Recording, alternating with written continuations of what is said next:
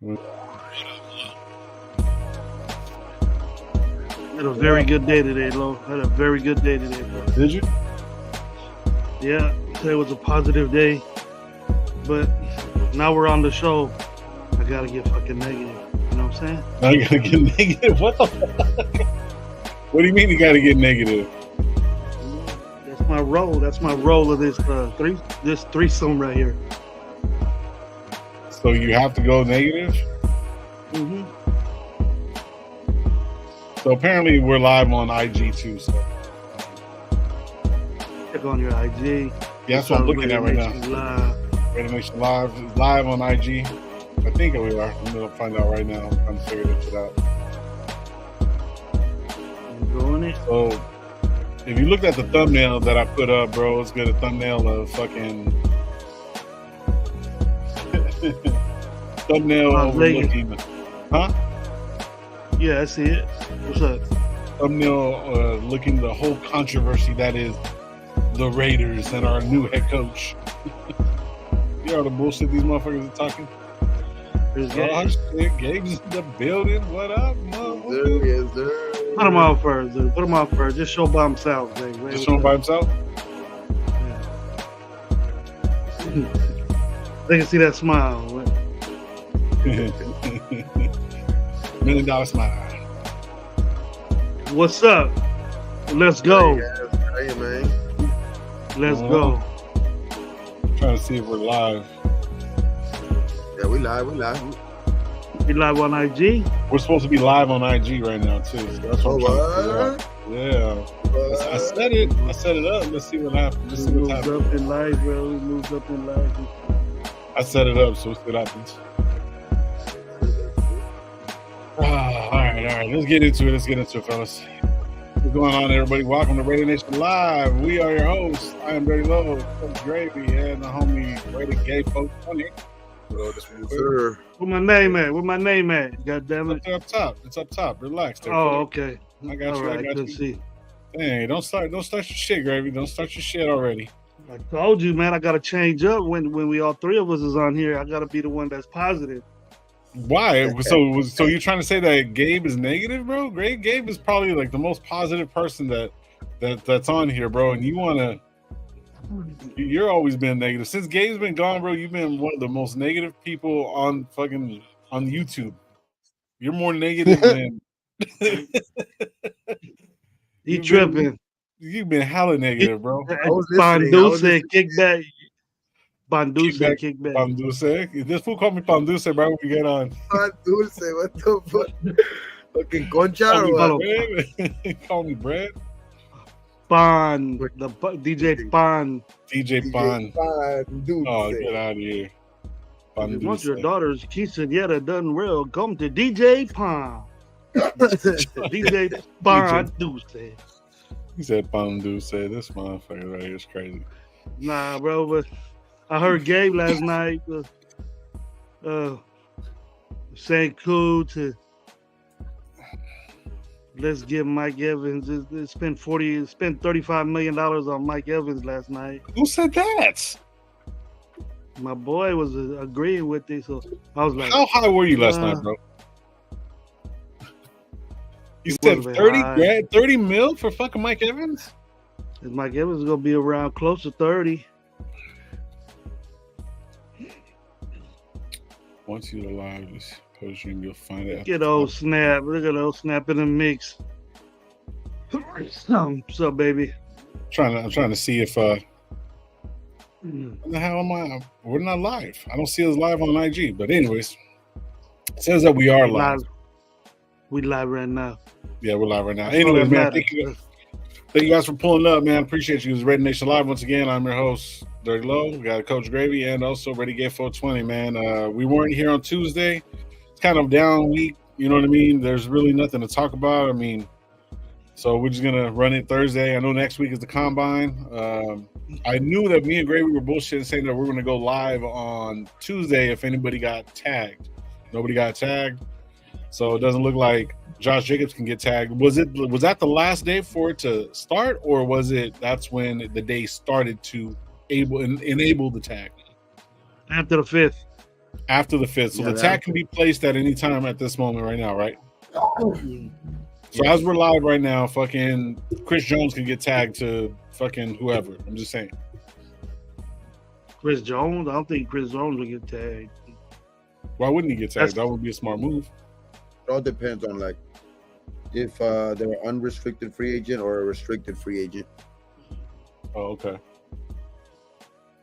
His money that he's making right now is more than what the tag is worth. Yeah. You know what I mean? Okay. So the tag is what, 20? He's supposed to make. He's making what, 28, 29 or something, and the tag is like 22. So he's making more than that. Let's see, defensive. What is it? Defensive tackle is 20 million. 20 million 9, almost 21 million. He's making more than that. So if they tag him, he's already getting paid more than the tag is. So you would have to pay him more. That's why it's so difficult for Kansas City's gonna go all or nothing, try to work out a deal with him. But dude, he won what, 3 Super Bowl rings already? 2? Yeah. He done with that shit. He just ready to get float. Well, he was talking. I think but a lot of guys say a lot of stuff in the parades and shit like that. But he was, kind of emphasizing that he wanted to come back for the 3-peat. But I think money talks. You know what I mean? Money talks, and if he's able to, I think the biggest thing is going to be if he even gets to see free agency. You know what I mean? Because some of these teams might just ante up and give some of these guys just they might open up their wallets, you know what I mean, and give the guys what they want and stuff like that. So we still got to see that, because I think the teams that they're currently with, they can, those are the teams that can negotiate with them first. So it's all gonna be to see who even actually hits free agency. You know what I mean? All of these guys that are, top 10 in every position and stuff like that, we still got to see which ones actually hit free agency. You know what I mean? Because a lot of shit could happen week prior even to that. You know what I mean? A lot of guys could get locked up to their current situations and shit like that. So, man, it's gonna be interesting for damn sure, man. But we're almost there. Yeah. Hey guys, I'm gonna get to the chat real quick and then we'll get into it, bro. I was just wondering about that. That was a good question, and then we'll just get into it. Ja, what's going on, bro? Salute to everybody, man. Like I tell you guys, thanks for what we do, got what you don't, and don't drink and drive. And I'm gonna get to the chat, then we'll catch up to everybody and we'll get it going. Ja, what's going on, bro? Salute to you. Oh snap! Yes, we are on time. Alfredo, what's going on? That's wifey, right? Shit, Josh showing love right now. Alfredo's in the building. Who else is Bearded Raider in the building? What's up? Grady's getting hard eyes over here. SoCal Sal, what's going on, bro? So salute you, bro. Hopefully you're having a good one. My baby watching me. G209er, what's up, man? Hopefully you're having a good one. Raider P, what up? 20 days until Telesco proves that he can make a difference in free agency. First move, Atlanta tackle both sides of the ball. Nice fucking. There you go. Shit. T29er says, so I heard Josh Jacobs rumored to Dallas. I seen that shit too, bro. There's this new fucking Raider site, whatever. It looks like they're just putting shit up just to put shit up, bro. Just to get like clicks and stuff like that. I don't know who's doing it, but whatever, man. My 2 cents. What's going on, bro? Salute. Rafa, what's up, bro? Salute to you. Hopefully having a good one. Josh said his mock draft, first pick, Raiders pick, third, Jaden Daniels, or fourth pick, Jaden Daniels. Interesting. Let me get to the first one that I'll start that right quick. Get back to it. Everyone's showing love to everybody. See real quick. Boom, boom, boom. Who else is in the building? Trying to catch up to everyone. Guess Graves still waiting on an answer for the debate. What is that about? What did he say? He says, I guess Gravy is still waiting on an answer for a debate. Wild Turkey, what's going on, bro? Salute to you. So, what up, bro? So, what up? Hopefully you're having a good one, bro. Who's on? We're fucking around earlier. He really wanted some of this? Brother? He wants to debate you? Shit. Can't even understand you. You want to crazy. So let's start with this right here, man. Before we get into everything, it says right here, it says, Josh saying, have you seen the new report that Tom Pelissero made the media? Told media the Raiders have a lock package ready to move up in the draft to get the quarterback. I saw 3 number 1 draft picks and 1 more. I don't know. What do you guys think about that? It's too much. I want to know what that and more is. Sean sent me something that he had seen that was out there, and I'll read it to you guys right here. Well-respected NFL draft analyst Daniel Jeremiah recently said that the Raiders are moving up from 13-3 with the Patriots. This will be the package deal that it will take to get the deal done. 13th overall, first in 2025, third in 2025, and the first in 2026. What do you guys think about that? So 2 first rounders and a 3rd rounder, and a swap. Yeah. That right there, I'm not opposed to that. That's only 4 picks total. Actually, not even 4. It's only 3. Because of that, because the first rounder, we actually get one in 2025. Next year we don't get one, but we get a 2nd rounder. I mean, we're gonna have a 2nd round pick, 4th, 5th, and 6th and 7th. You know what I mean? So like, I don't know, man. I think the way that's kind of almost like the perfect scenario, kind of to kind of get it, because you're kind of spreading it out a little bit, and you're kind of like you're still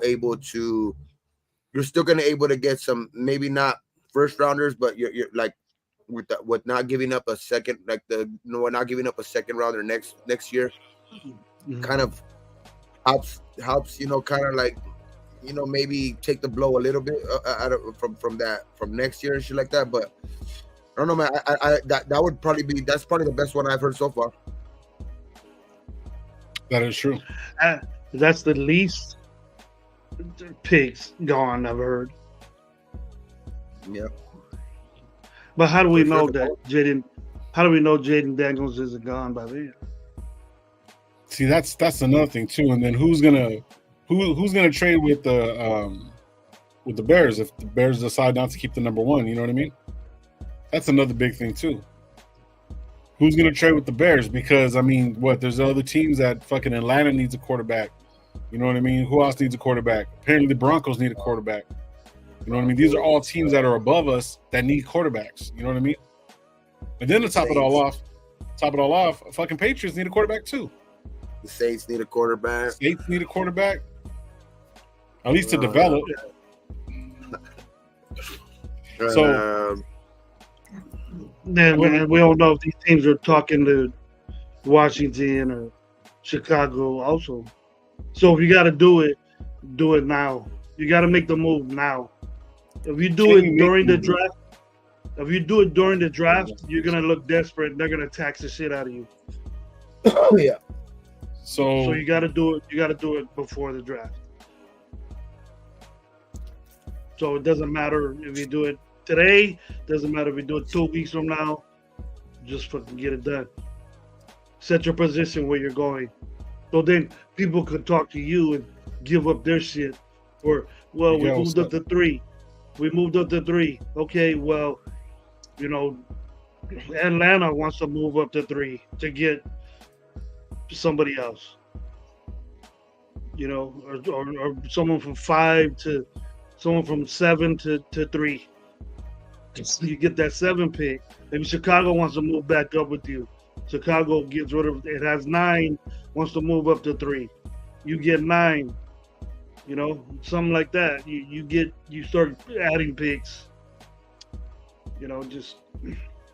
So you're saying because Chicago has a 2 picks in the top 10, move up to 9 with them, and then move with that 9 move up. I mean, that's You can still move up. You can still move up to 3, but do it soon to where why wait? If you're gonna make a move, do it.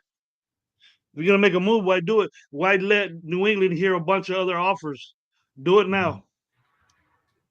And I'm solely on the trade thing. I'm solely on the giving up the picks, which you guys know I don't want to do. But If you want Jaden Daniels is your guy. Fuck, move up to 1. Get Jaden Daniels. See, that's what I was thinking. If we're gonna fuck around and do something, we just might as well move forward all the ways. Yeah.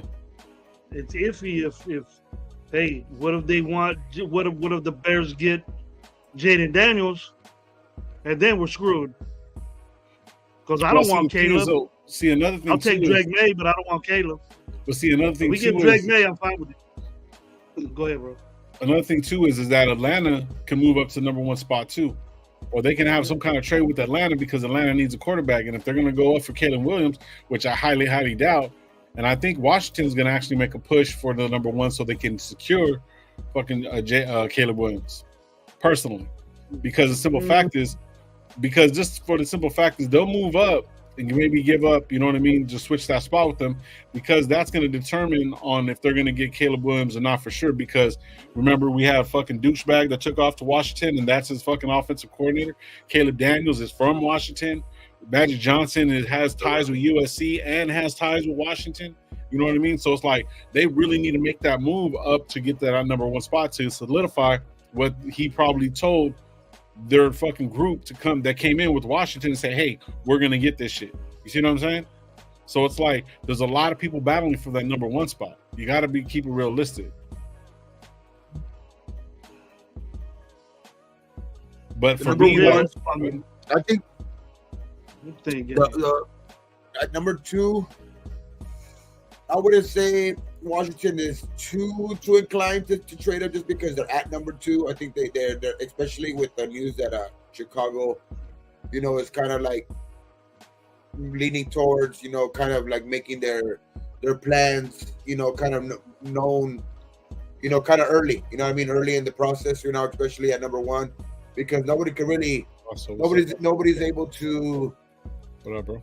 Derail their plans, you know what I mean? Like that, like so to say, you know what I mean? Nobody's able to derail Chicago's plans unless they wanted to, you know what I mean? Because unless Chicago wants to trade down, and unless they hear something that they want, I think they're gonna make it known, like, kind of who's gonna be their pick, which I think that's gonna eventually, kind of ease the stress.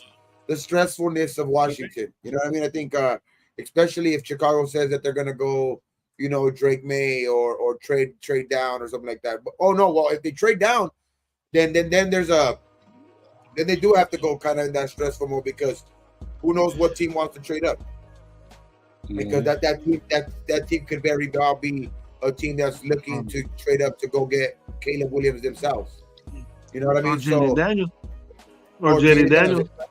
Exactly. Any one of those 3 guys. So it's like, I think that Washington's gonna wait on that, and if Washington gets any inclination that, that Chicago might go in a different way and not trade that pick, which they never could get the actual, concrete fucking, answer that they're not actually gonna trade the pick. But I don't know, man. I think Chicago's gonna have to get wild to move off that 1 pick. I think just because they have that number 9 pick to kind of like lean back on, you know what I mean? Kind of like to like. So I think that they're ready to make a difference in their team, dog. And I just think that they're gonna go up. They're gonna go out try to get the quarterback that they want. But I think the quarterback, to be honest, I think the guy that's gonna end up probably going first is with everything that because I think Caleb's gonna kind of make it known before the draft. I think that he's gonna kind of say that he's gonna want to play for a certain type of team and shit like that. So try to maybe already doing that. Yeah, try to bust it like an Eli Manning type of shit. So who knows? But I think Drake May or Jaden Daniels can go 1. You know what I mean? I think, but for my thinking, I would bet my money on, just because prototypical type of quarterback, a guy that looks like he can't miss. You know what I mean? But I just like Jaden in our situation, just because I said it before over and over, just because of the AP connection. But I think Drake May is going to go 1. Yeah, I remember talking about that. And Lou was asking right here, the question is if there is another quarterback besides Jaden Daniels would trade up for, they'll have a plan B if just in case Jaden's gone. And so he's asking, what quarterback would you guys go? Maine? Drake Maine is gone, if he's gone. Super Omicron. That's the other one.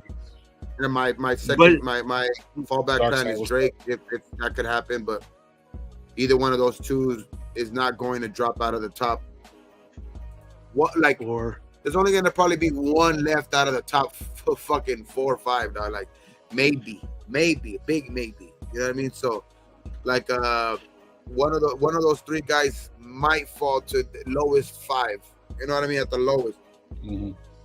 But to be honest, it's a coin toss, really. Like I think it's kind of almost a lock that Caleb doesn't move past 2. You know what I mean? I think Caleb's going 1 or 2 because I think Caleb doesn't make it past Washington.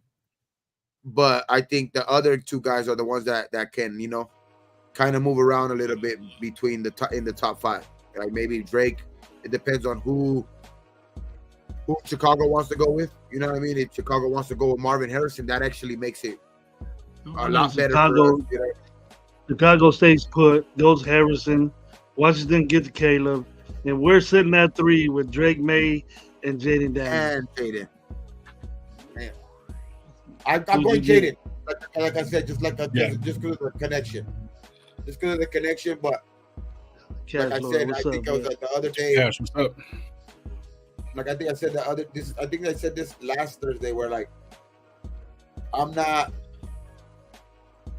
regardless of like I'm picking Jaden because of the connection, but if it wasn't that connection,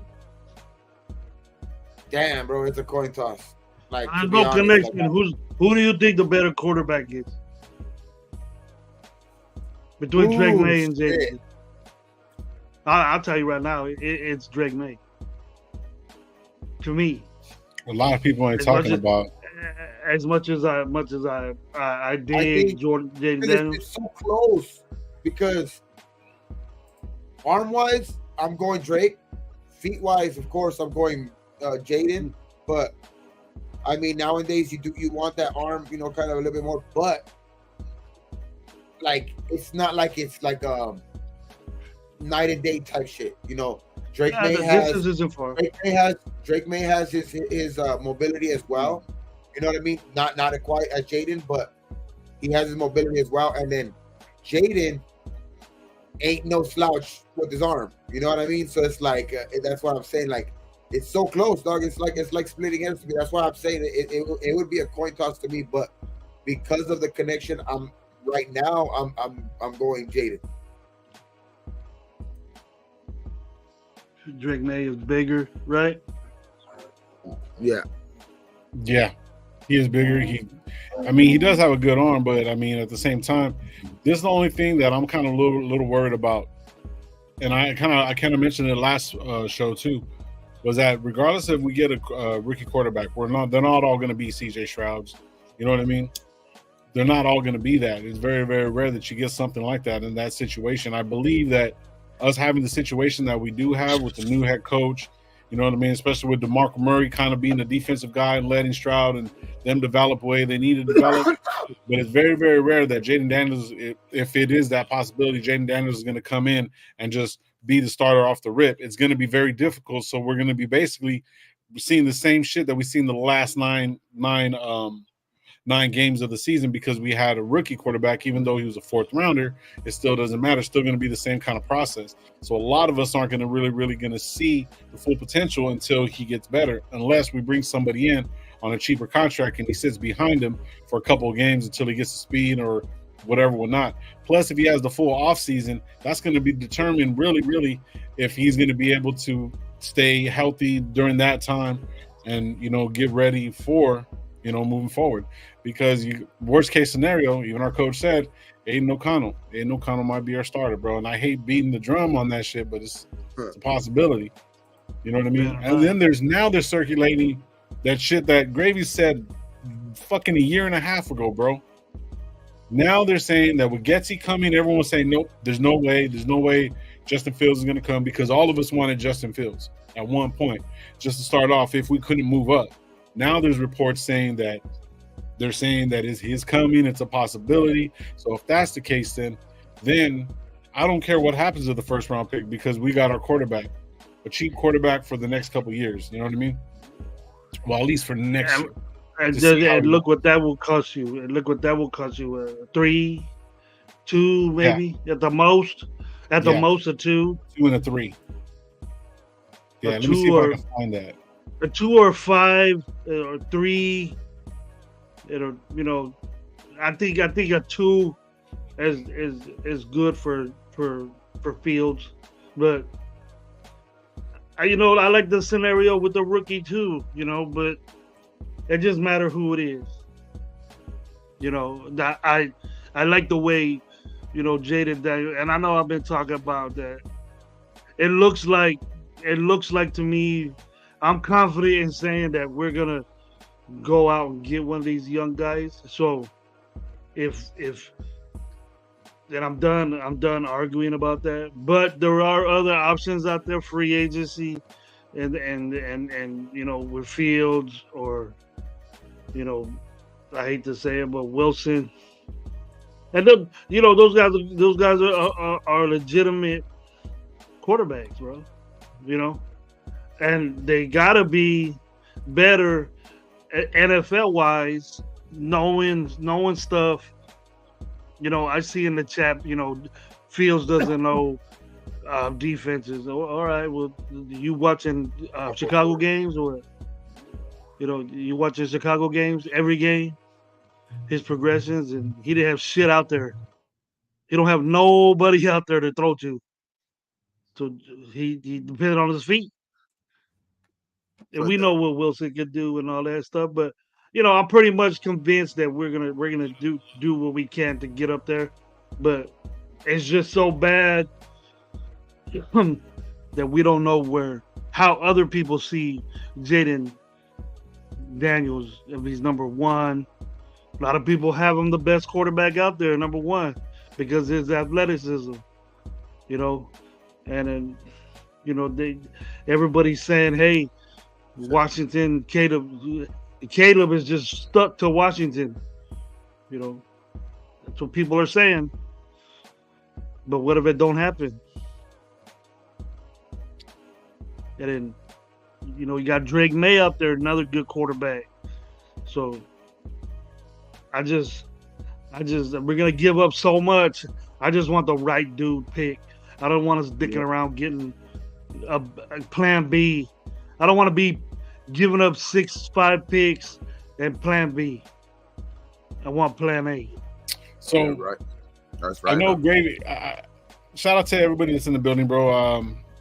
Miguel told me to put the GoFundMe up for Straight up. Yeah. For the Torres family and whatnot. It's up there. It's pinned to the chat, man. If you guys want to donate, you guys can. Please reach out to Gabe or whoever, Mr. Rated 72 or Common Collected, all those guys. Reach out to them, behind the scenes on IG and stuff like that. And we'll let you guys know what's going on with that. But I know me and Gabe were kind of bullshitting about it, and we're going to put it up there, man. We don't really need much, but if you guys can, that'll be great. And when you click on the link, bro, you'll see what it's about. But salute to you guys, man. I appreciate you guys. Go railroad. Yeah. Okay. So me, Gravy, and Gabe were talking the other day, and I know Gravy was sitting there trying to not necessarily make fun of me, but I was really, really thinking about it. Like for the next 3 years, what we're overall looking at is getting rid of 6 possible players. So I told the guys, I was like, hey, why not just give all the fucking picks up this year?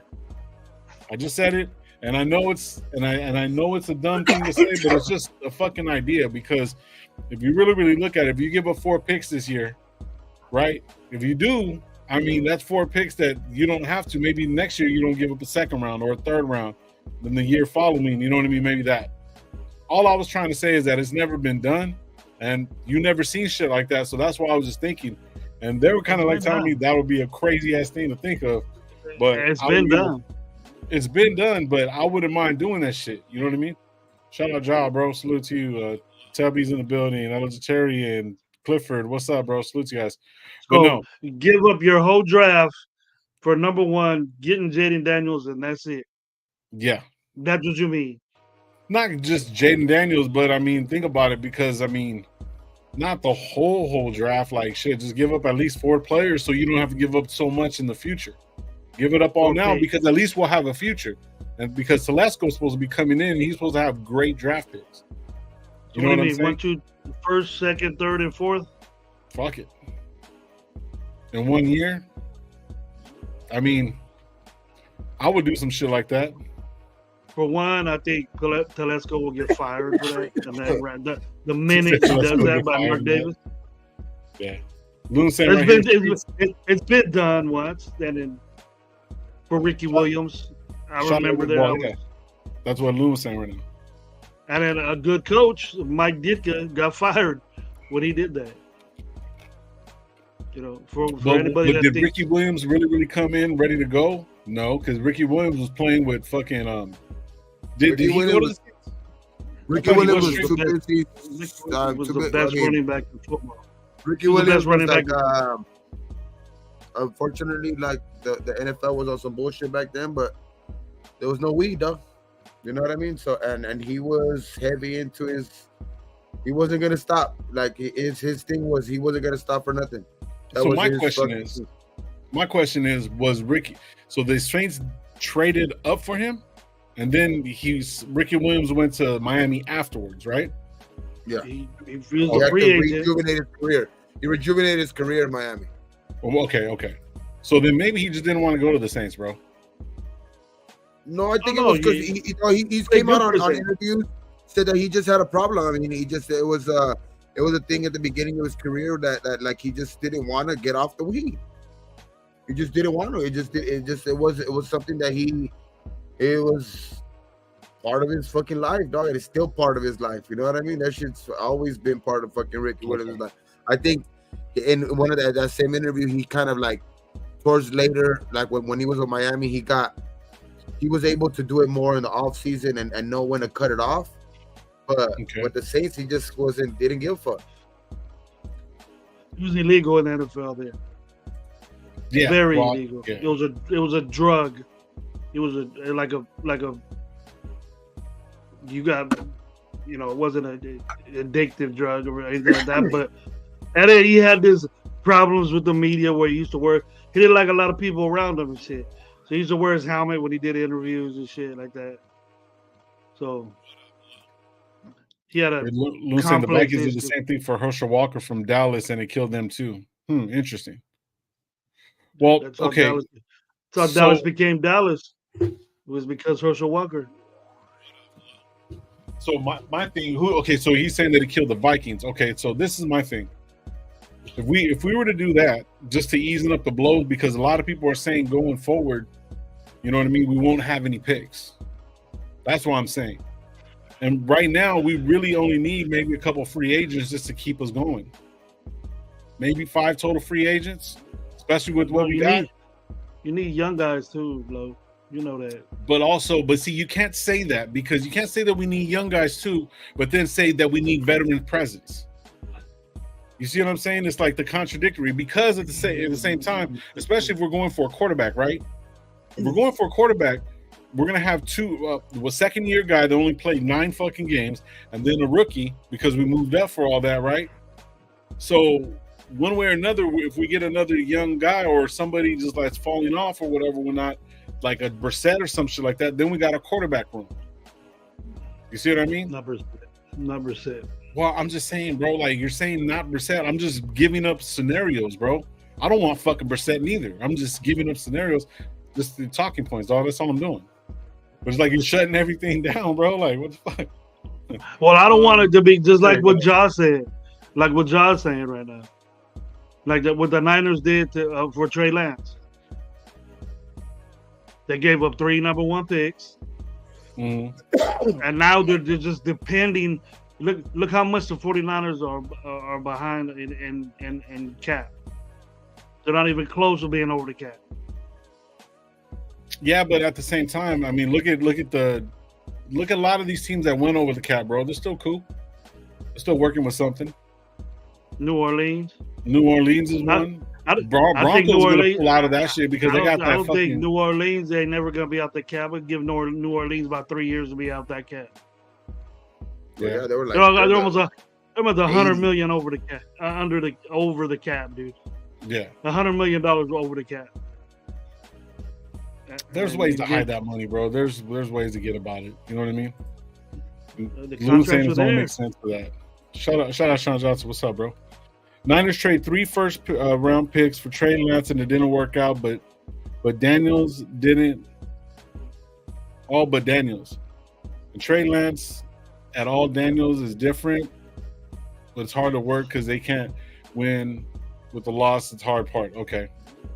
I think I get what you're saying. I think I see what you're trying to say. It's kind of the same scenario where Trey Lance was going to sit under Garoppolo. You just got rushed in real quick. Then they give him a chance. So do you think it's better to make a move on quarterback or exactly to do something right now before the fucking before the season starts? I mean, I would make it. If we're gonna do something, I would do it now. Yeah, we're not gonna move up. Let's go get Justin Fields. Let's go get Baker. Let's get somebody. Let's get somebody in this fucking quarterback room so we can just figure out and just move forward from that, and then just go from there and just go to our picks instead of fucking around, bro. You know so you know how many picks you got already. Exactly. Let's go. And then if you're gonna get rid of a first and a third this year. Let's go work on that second pick. And then the next year we'll see what happens. Because our first round pick is we make the playoffs and it's 20th, 25th. That's good for us, but it's bad for them. They in the top 10. But we've been picking in the top 10 for the last how many years? With a so-called good quarterback for 9 years, we've been picking 10th, 9th, 7th, 5th, 4th with this so-called good quarterback. Well, there was a couple years back when somebody was saying in the Raider fucking YouTube community was saying that just fucking lose and let's go get the fucking highest pick. You know what I mean? So it's like, with that mentality, that's a fucking loser's mentality, right? Yeah. But no matter what, the Raiders are going to always be we're going to be in contention some way or another. We're going to be, especially the last couple of years, we've been kind of in that middle area, you know what I mean? That shady area. And we've been needing a quarterback, right? So why not say fuck it? Like, I'm kind of agreeing right here with what Pete's saying. It's like we're like 2 wins away comfortably from entering the playoffs. Let's not trade our weapons for a draft positioning, no matter what it is. But yet at the same time, we still have to make a fucking gotta jump at something, bro.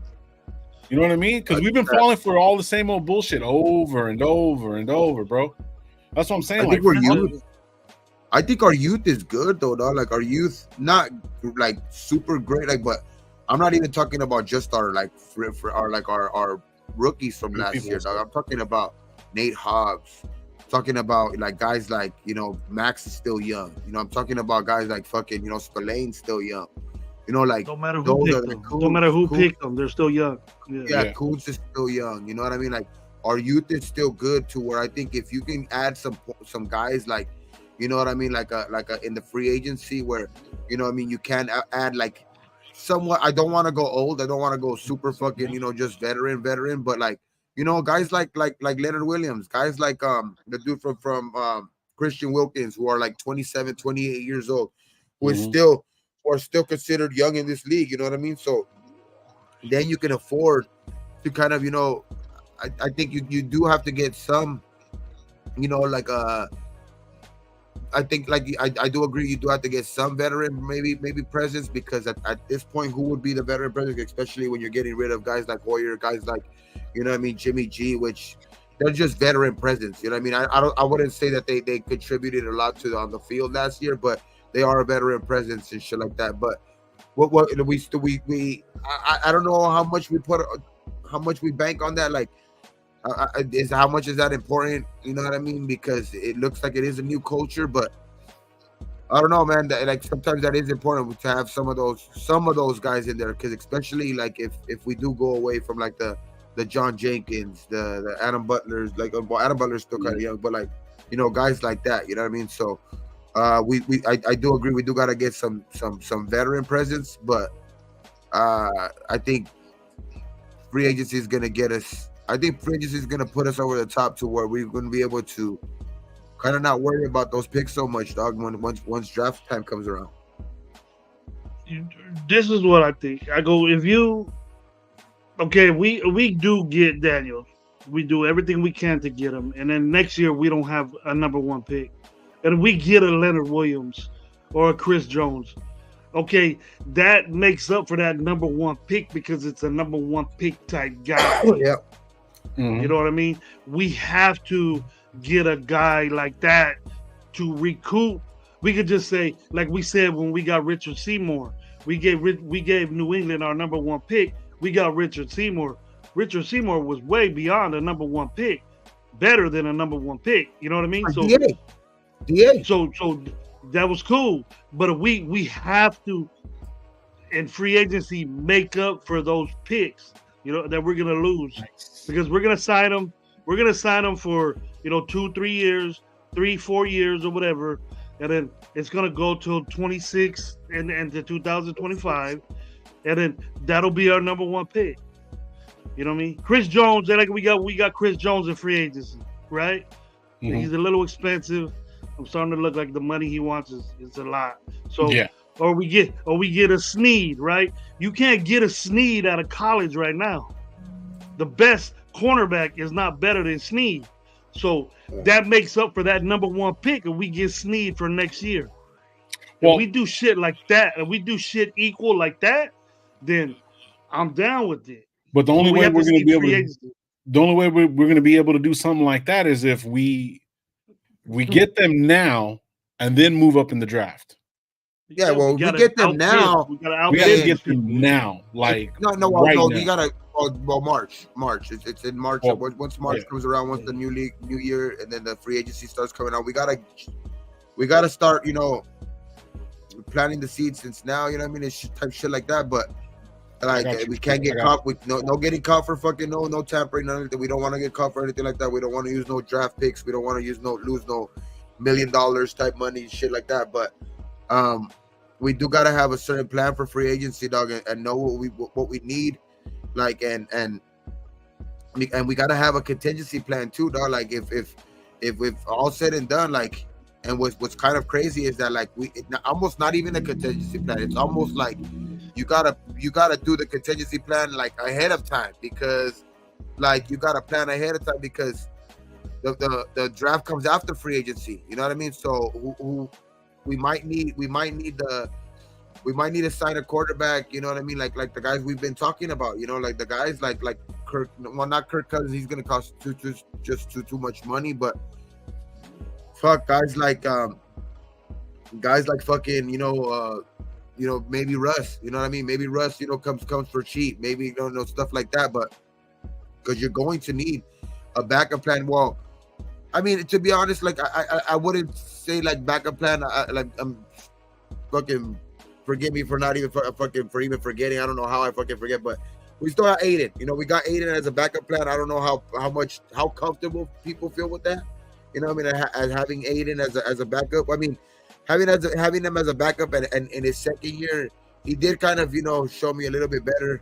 You know what I mean? Towards the end of the year, but it's just certain parts of his game which kind of have me forgetting about him sometimes. You know what I mean? So it's like that's the problem. You know what I mean? I think that's the biggest problem. But man, we gotta figure out what we're gonna do in free agency for sure, man. Because like, are we gonna go heavy on defensive tackle or offensive tackle? You know what I mean?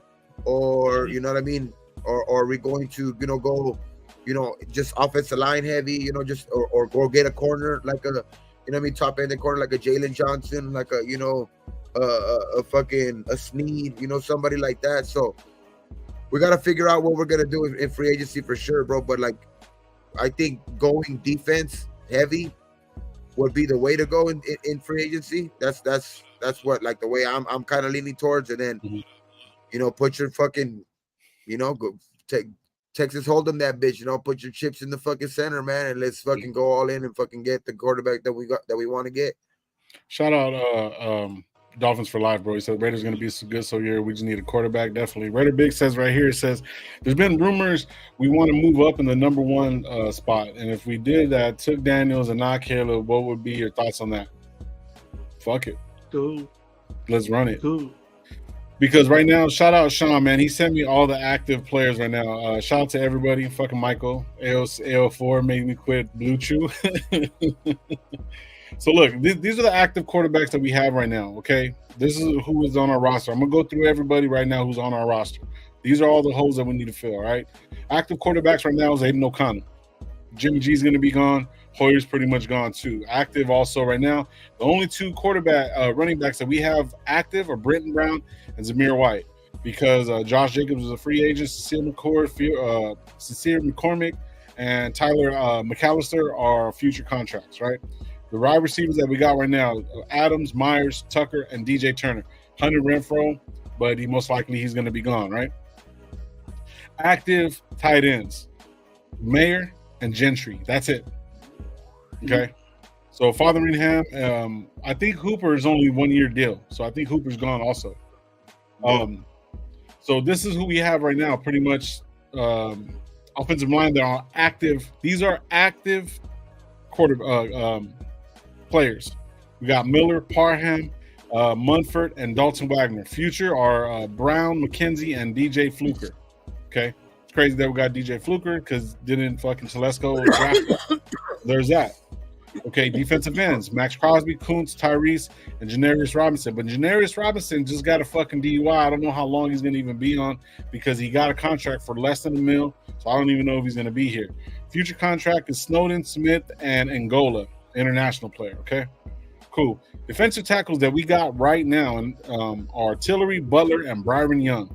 So Butler he was kind of actually moving the chains a little bit, doing some Adam shit. Butler was good, man. He had 5 sacks last year. Tillery didn't play the way I wanted him to, the way I expected him to. So there's that right there. You know what I mean? I see Telesco getting rid of him because he got rid of him in San Diego. Yeah, I think it was just a bad fit. Yeah, exactly. I think. Exactly. He's gone. But our future contracts are Silvera and McCall. Remember Marquand McCall, that 300-pounder guy, whatever, 365, whatever. But I think that's one of the main positions we gotta address. Yeah. Shout out to everybody in the building, bro. Anthony Brown is active quarterback. Sorry about that. I did miss that too. I did. Future contract. So there's that. Okay. Now linebackers. We got Spillane, Debo, Masterson, Bernie, and Butler. Darian Butler. That was the other guy that we picked up last year that really didn't do anything. And same thing with Amari Bernie, 2 years. Last 2 years, right? Those two guys came in the last 2 years. And we don't have no Bernie future. was a rookie last year. Yeah, last year, but the year before that was Butler. So there you go. So right now, active right now. Okay, cornerbacks. Jack Jones, Hobbs, Bennett, and Faison, right? Future contracts is Cornell Armstrong and Sam Webb. There's no Meek Robinson. Oh, that's another guy that's going to be gone. There's somebody else that we need. Free agent, right? And active safeties are going to be Epps, Morey, Chris Smith second, and then future contracts is Tyreek Jones and Jaden Grant. Don't know who those players are. Respect to them. Whatever. Seen him in the preseason. So, yeah. Special team guys. So there you go, man. So there's a lot of fucking holes to fill. So us moving up and stuff like that, we're gonna have to fill a lot of fucking holes, bro. That's why I was saying that, bro. That's why I was saying we're not just a quarterback away. We're giving up valued picks, unless you equalize those picks, right? Yeah. With 1s and 2 players that are now developed, like Snead and Jaquan Johnson and a linebacker and defensive tackles and offensive linemen. I didn't like hearing none of that shit you just said, Lo, because the team sounds bad. Yeah. All our team was free agents, one year contracts.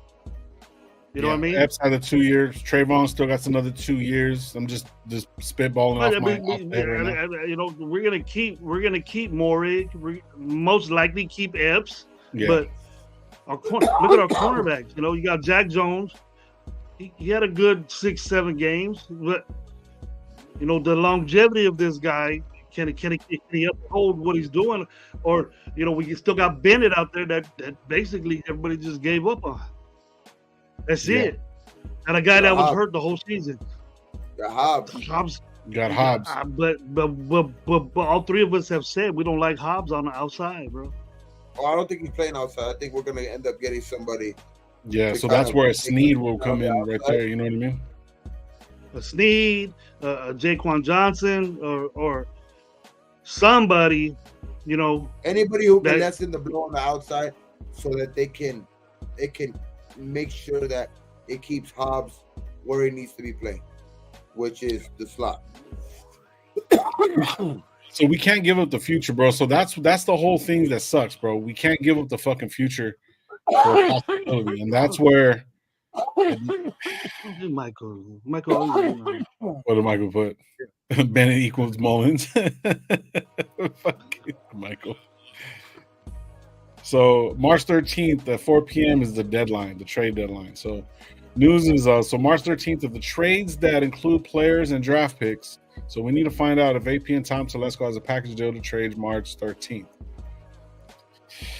So you got to do it before or after, during free agency, because I think free agency lasts. Besides all the mop ups, all the special team guys, all the better guys than what you have, is the last days of free agency. The first day of free agency is usually lit. It's usually just crazy shit flying all over the place. And we never were in that. Last year, you didn't hear us till the second fucking day. And then you're right. You're right about that. The secretive fucking New England way. Right now, I would say our secondary is probably our strongest fucking in a group right now. Defensive ends aren't too bad neither. They're not, but like I'm talking about like because defensive ends, I'm grouping them in as a defensive line, line as a whole. You know what I mean? I as much as like they're different, the defensive tackles, defensive ends, but I group them in as a whole because they're the defensive line.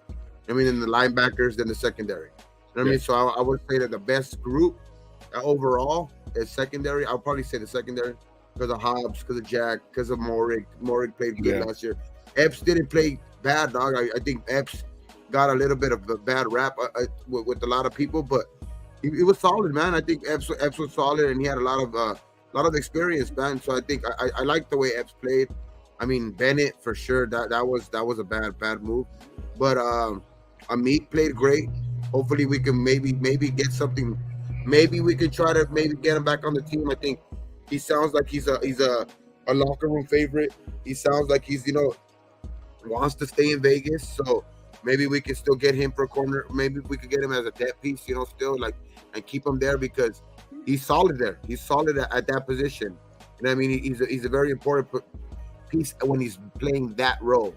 You know what I mean? Now if we decide to try to re-sign him to take on that other outside spot, then no.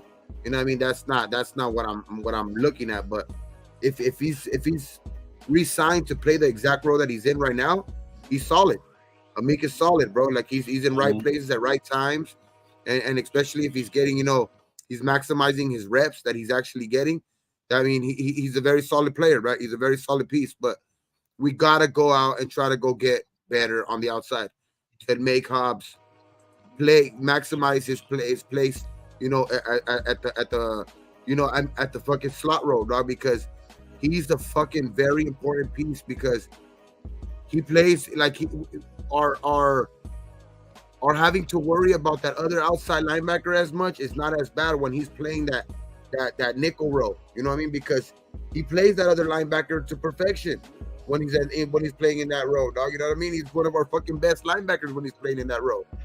You know what I mean? So it's like, fuck, that's the reason why I like Hobbs playing in that position. That's why we gotta go out and try to get somebody who's gonna make him, kind of stick in that role. So a lot of people are talking bad about Bennett. I think Bennett was a rookie. You guys got to remember he was the fastest corner in the draft. The guy got speed. He just got to learn how to move his hips and just get a little bit of footwork. That's about it, bro. You remember that's all he needs. Running after somebody last year, dog, when he was like, it looked like he was fucking jogging. That's what pissed me off. Yeah. When he's the fastest guy supposedly on the field. You know what I mean? He's supposed to be the fastest guy on the field, and he's jogging behind people. Yeah, it looked like he was just kind of like he wasn't really into it. So like the thing is for me, like if we could turn around and get something out of him, you know what I mean? Hopefully AP and this new secondary coaches that can get something out of him. He's watching Jack Jones, you know what I mean? If he gets in his bag, bro, he can do pretty good. He's a little bit bigger than Amik, but he's a lot faster than Amik too. So him just learning, maybe him playing, like not necessarily scared, but not able to play the way he wants to, because the way it's kind of set up for him, like other players, like you've seen other players like Kuntz get into his bag and shit like that because the way AP had him and shit moving forward and stuff like that, because he was a linebackers coach. So he put him in a position to actually win, you know what I mean? So Bennett did get injured and never really came back. So maybe that was a speed too that kind of kept them back a little bit. So I can see him developing a little bit, not becoming one of the best, but if he's on that contract, he's going to have to step up and be that guy that's going to have to back up either Hobbs or whoever, you know what I mean? Because we're going to have to depend on him, you know what I mean? Really looking at it. So, it kind of sucks because, I mean, he did rookie shit, you know what I mean? So it's like we're going to have to see him develop because we're going to have to write it out, or we're going to have to get rid of him and go from there, you know what I mean? So Raider Big says right here. Go ahead. I like that defense, though. I like the defense. Oh, yeah. The guys were growing up, and I think they are going to move on. Supposedly, the reports are that they are going to move on probably for face-on. So that looks like that's going to be, one guy even shorter on that list. You know what I mean? For the corners. So it looks like we're going to have to be forced to probably try to go out and get somebody, you know what I mean, at some capacity. You know what I mean? So now it looks like, what type of caliber are we looking at? You know what I mean? Because we got money. You know what I mean? So I think that it's the mentality of this new regime and the experience of Telesco, and I think the aggressiveness that kind of like AP wants to show. You know what I mean? And kind of like, you know what I mean? I think it's gonna. I don't know, man. I think it's the recipes. It's making for a perfect recipe, it's like it looks like everything's coming together for a perfect recipe type shit, dog. But like, I mean, we got the money. There's gonna be a lot of free agents at key positions that we need this year. We need a quarterback. What's the deepest quarterback ever in fucking, like not ever, but I'm gonna say the deepest quarterback in quite a while for fucking, for a draft class, you know what I mean? And just, like, so it's like, bro, and then like it's just all of the fucking the kind of the hype that not hype, but like a lot of fucking shit that's the the talk that AP's kind of making turning a lot of heads, kind of raising up people's ears, you know what I mean, all over the league, you know what I mean. So it's like he's gonna ruffle some feathers, but he's also going to he's going to attract attention, and he's going to attract that. I think to me, he's not attracting that bad attention. To me, he's attracting just that good attention to me. I think he's going to attract guys that want to come play. Before we end this live, we're going to talk about this shit about the league and all that. We're going to talk about it, but I didn't really, to be honest, I didn't like, the thing I didn't like the most is that I'm with Gabe. I think our secondary's cool. We bring back Amik because Amik has to know that he's limited with any other teams besides ours. And there's we're the ones that want him, and he's put in positions by Graham that he'll probably take a year or two to get used to anywhere else, unless it's part of Graham's little tree or whatever, if he has one. But the thing that disappointed me the most was the offensive line, bro. Did you hear those names that we got? Jesus Christ. No matter who. From what I'm hearing, it looks like Carmen Brasillo wants to take Illuminor to New York. Yeah. Take him. Right. Take him. So check this out. I see, us doing a lot there as far as drafting. And the two we drafted were great picks. That's the one thing at Ziegler that I want to say.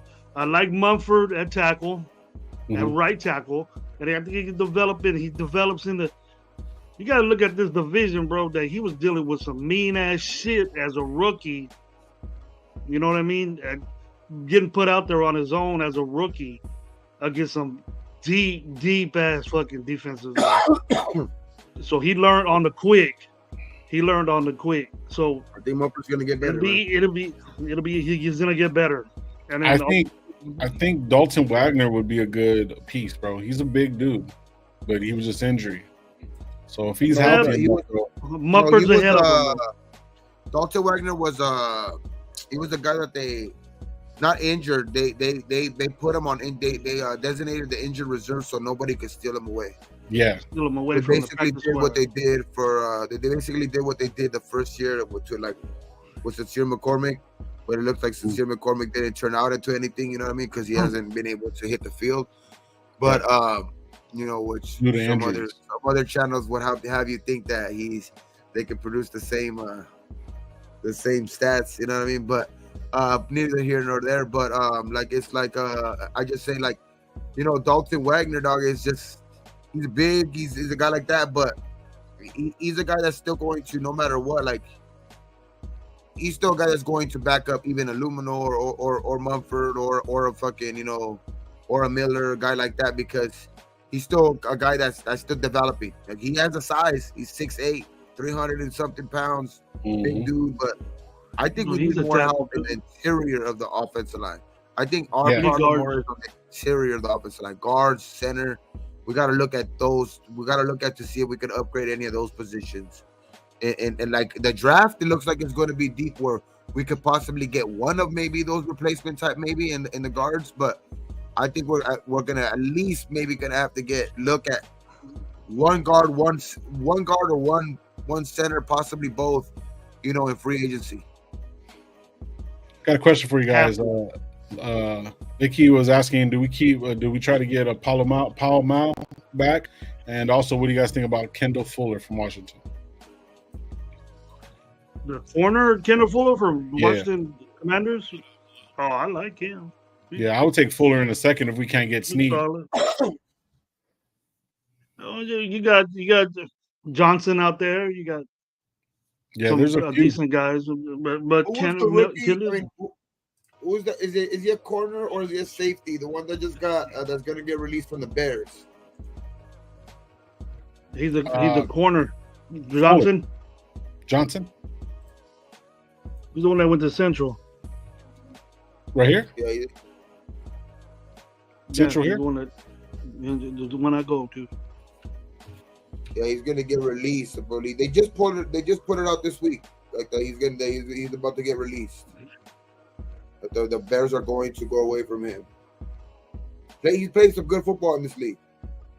Forgot his name, but I think it is Johnson. But yeah, he's I don't know, man. He could be a guy that maybe you bring in here for depth too, guys to just to help out this whole defense as a whole. You know what I mean? Because like last year, bro. Guys go down at certain key times and shit like that. So you want to have guys that are not gonna, it's not gonna fall off a cliff. Production's not gonna fall off a cliff if that guy goes down. Why is he getting released? I just think maybe cap wise and shit like that. Contract and shit like that. They're over. They're way under the cap. They got money like a motherfucker. They got the most money. We'll get into it right now. But I don't know if he's gonna get released. I don't know if he's gonna get released. He's just a free agent, I think. Free agent. Okay. Well, it looks like free agency right here. Undrafted. So check us out. So Vic says, "Hey guys, how many of you guys would have taken Tom Brady 2 years ago, or even right now if he came back? Right now, no, I'm cool. There's no way he's gonna come back. 2 years ago, yeah, I would have taken him 2 years ago, of course. Eddie Jackson. He's getting released. He's getting released from the Bears. Like I said, the Chicago Bears released former Alabama defensive back Eddie Jackson. Okay. Well, they're all okay. So these are the free agents this year: Snead, Johnson, Kendall Fuller, Awuzie, Gilmore, Kenny Moore II, Sean Blunt, Murphy Blunt, Adoree Jackson, Steven Nelson, and Miles Bryant. That's the furthest I'm going. I'm not going any further. Yeah. They got Gilmore in there. You finally be a Raider now with 38 years old, Gabe. He balled last year, bro. Like, I still take up. Hey, he's gonna help out. He's gonna make sure that I think Hobbs plays in the inside. That's for sure. Yeah, he did real good against Metcalf when they played Seattle. Yeah, we're talking about him too. No, but you seen how like that's what I was saying when he got signed over there too. Though, like if he's good, but at this he was actually great to be a defensive player of the year. But like at this point of the year, he can't be a number one cornerback, but he has to be. He's a very solid number two for damn sure. I mean, so like that's why I'm saying if he could play, maybe behind Jack Jones or a guy like that, like. So I think at this point, Jack Jones, the younger guy, Jack Jones had the year last year. So I think, Jack Jones is the fan favorite. So, coming into the beginning of the year, unless somebody outplays him, I think he's going to be that guy that's going to be looked at as our number one corner just because, the way he finished off the season. He played some great football. He was a great pickup for us. You know what I mean? But, I wouldn't mind the fucking Gilmore. I know Gravy fucking gonna be like, yeah, Stephon Gilmore. I was on him last year too when he got traded to the Cowboys, but like it's just I mean I wouldn't mind him dogs fucking here. You know what I mean? As to be that guy on the outside opposite of fucking fucking Jack Jones and then you have him, Jack and Hobbs as our starters. That's a pretty good start. I think he was just there. I think he was just there to replace for Diggs, and then when Diggs comes back, Gilmore's gone. Yeah, I wouldn't mind Gilmore. I wouldn't mind Gilmore. It's gonna be Diggs and Bland. You know what I mean? So I think that's they're young too. Those are gonna be their guys. You know what I mean? Which I think, like they say, one person's, can fucking the guy that they throw away can be our guy that kind of, makes us, kind of at least bridge the gap to finding at least the next guy on the other side. You know what I mean? So like it's like he could be that bridge. You know what I mean? To the guy that's to the next fucking corner that's gonna play on the other side. Biggs coming up with the smoke. Yep. That's a thought right there. So question is if we do pick Daniels at number 1, would you consider trading Adams for Jens for number 10, take Nabers or Ndunze to pair with the young quarterback? No. I'm taking it. I'm saying no. I'm not taking a receiver that high. Yeah. You know what I mean? Because I don't think we need him. Shout out Biggs though for the question. But you're trading DA though. I'm not trading DA at all. You're trading DA to the Jets. Move back up to DA. But if we're trading DA to get a number one pick, if we're trading DA to get a number 1 pick, right, to go get our quarterback, then I'm looking heavy in trying to get a receiver like Mike Evans in free agency. If I already know in the back of my mind that I'm going to possibly get rid of DA, I'm looking heavily to try to go get a Mike Evans in free agency to fucking because that guy's already going to be a guy who's for sure probably a lock, like you were saying the other day, a lock Hall of Famer. You know what I mean? Has never been under 1,000 yards in receiving. Never in his career been under 1,000 yards. Never ever. You know what I mean? So it's like, man, I would if that was gonna be the plan, and we do that, and then we're able to get the quarterback and still able to have a number 1 guy like that, like a fucking Mike Evans still on the team, bro. That's a no-brainer to me. Yeah. Fredo knocked the Sonic rings out of Mahomo. Yeah, I can't get DA ain't going nowhere, bro. DA ain't going nowhere. Yeah. DA the only way I'm getting rid of the only way possibly I'm giving ready, even thinking about getting rid of a DA is if I'm already knowing that I could get possibly a guy like a Mike Evans on my team. We got a bunch of guys too. You got Pittman. Got who else is out there? Ridley. Young dudes. See, this is the thing. Calvin Ridley. Well, for 1 year, first year, usually this doesn't happen. In our situation, the Raiders always do shit that normally doesn't happen, right? So if you go back in the day when Al Davis turned around, made Madden a linebackers coach, fucking head coach he said, fuck it, this is what I want to do. This is what I'm looking at.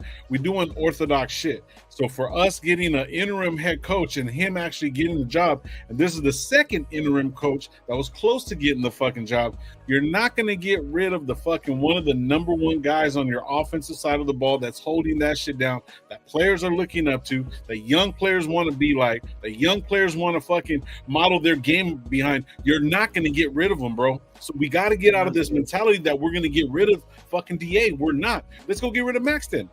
Fuck it. We're going to do all that. Let's go, Lo. You know what I'm saying? Like, come on, bro. Like, we got to stop thinking, let's trade DA. He is not fucking going anywhere. He's a staple of the fucking locker room.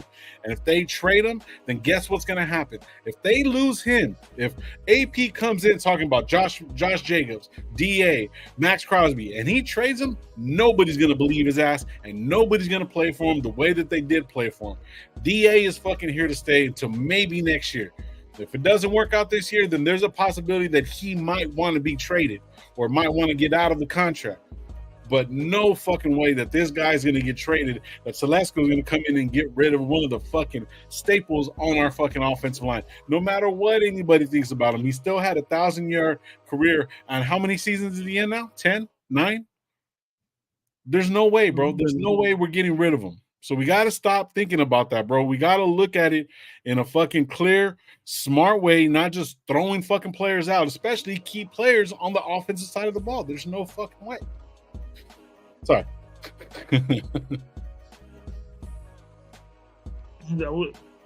You get the same amount of money, you know, but I don't know.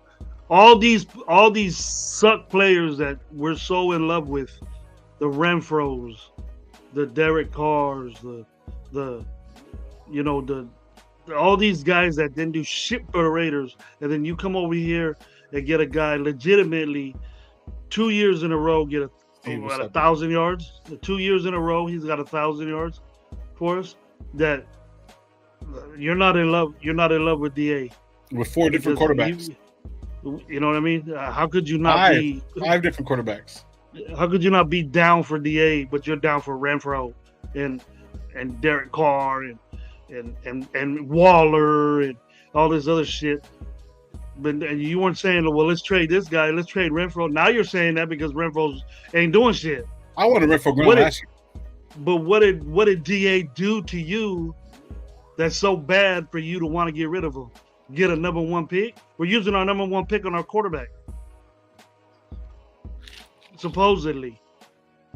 Is that a good thing? Is that a good thing? Maybe. If it's not, then we're gonna find out quick.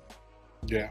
Because if we pick up there first 3, 1, 2, or 3, the dude's gonna play from the jump. He ain't gonna get no period to kick back and be under AOC. No way. He's better than AOC right now. He better play him. See what he does. Yeah. Who's better? That's the thing. Like everyone was Jaden bitching Daniels. about. You don't think Jaden Daniels better than AOC right now? Jaden. Yeah. All three of them are. All 3 of those guys are. But I wouldn't even say Bo Nix is better than AOC. I still think it's a bad battle if we get one of those guys, though. To be honest, because I think I'm not gonna put it past.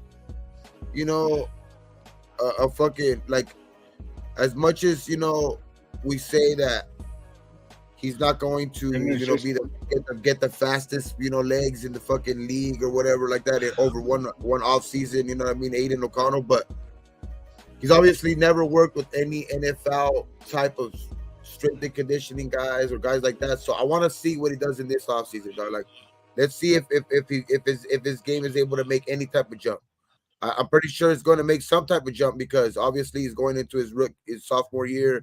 He's going to know he's going to know the speed of the game going into the beginning of the season, not have to adjust that type of way or anything like that. But we're gonna find out real quick, bro. I think he's going to get better, but can he get better enough that, like, I think he can to make it a fucking battle if we do, like, decide and, like, you know, not go first round quarterback and maybe go, you know, second round guys, like maybe like a like a Bo Nix, Michael Penix, fucking Jordan Travis, guys like those guys. Like I think maybe fucking he makes it a battle. You know what I mean? But I think the first three guys though, I don't think there's no room. There can't be. There's no room for even to like even if in like training camp it looks like it's a battle.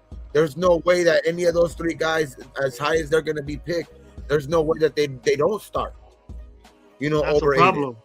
That's a problem. You know what I mean? So it's like in OTAs, if you're in a competition with AOC and they're debating on who to start, that's a problem. I'm just saying hypothetically though. Like if those three guys have no room to like even if they are in a battle with AOC in training camp, which I'm just saying like hypothetically, like those guys are going to have to be like looked at as the starters from day one. Guys like other guys though, I think AOC is gonna make it pretty kind of tough to start from actually day one. You know what's crazy? I like this right here, what fucking Vic put. He says, I think that Aaron Rodgers to the Raiders is more probable than Devontae Adams to the Jets. With that fucking thing, I was thinking the same fucking shit. I think that's but listen, I'm good off that too. But that's a closer fucking, thing about with DA. And then like who else put it up right here? Big Tone right here, 209. Shout out Big Tone. It says we're not paying DA until after his third year, and then he goes to 40 a year, and that's a 33-year-old receiver, right? So that's 40 a year. And when we get to that point with DA, then there's a possibility if we're going to trade him or not. And even Jaws on the same shit and said, I'll see Adams traded if it fail as a team in 2024. That's what I'm talking about. We're not getting rid of him now. So what's a fail? What's a fail for you for Adams? No playoffs. No playoffs at all. It's his fault. He dropped a lot of balls this year from a so-called rookie, from a so-called learning the system rookie quarterback. And we all looked at the tape. We looked at the tape, and those balls weren't pretty. Yeah, a lot of the catches. You got to look and see who are we comparing. One bad game from DA deserves him to be traded. I love DA, but no. He does not nothing like that. But like, I'll be right back. He did have. I would say like, I'm gonna say that the bad. I think the inconsistent play from the quarterback kind of had a little bit to do with those inconsistency in his hands, but no excuse. You know what I mean? He is DA. He should be making those catches. A lot of those catches would have been made in previous years, but I think it did have to, like, no matter how much people say no excuses and all this bullshit, like, it's life. There's always it's not an excuse. It's just something that I'm with you. I'm with you on that. It just happens to do with like the inconsistency of the quarterback. Sometimes. You know what I mean? You don't think you're going to get the ball and the ball's there, or, like you just think that you're going to probably have to, you know what I mean? The ball's been thrown behind you so many times that, oh shit, it's in a good spot. And it just, the inconsistency, I think, of the quarterback have to do a lot to play with that, of the inconsistency of maybe, of DA, but still, you know what I mean? He still got 1,000 yards with the inconsistencies of all the quarterbacks we had this year.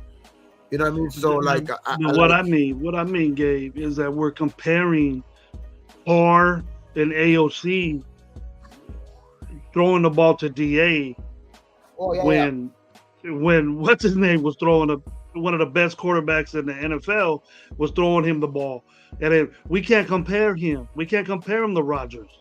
You know what I mean? The Rodgers knew where to throw it to any wide receiver.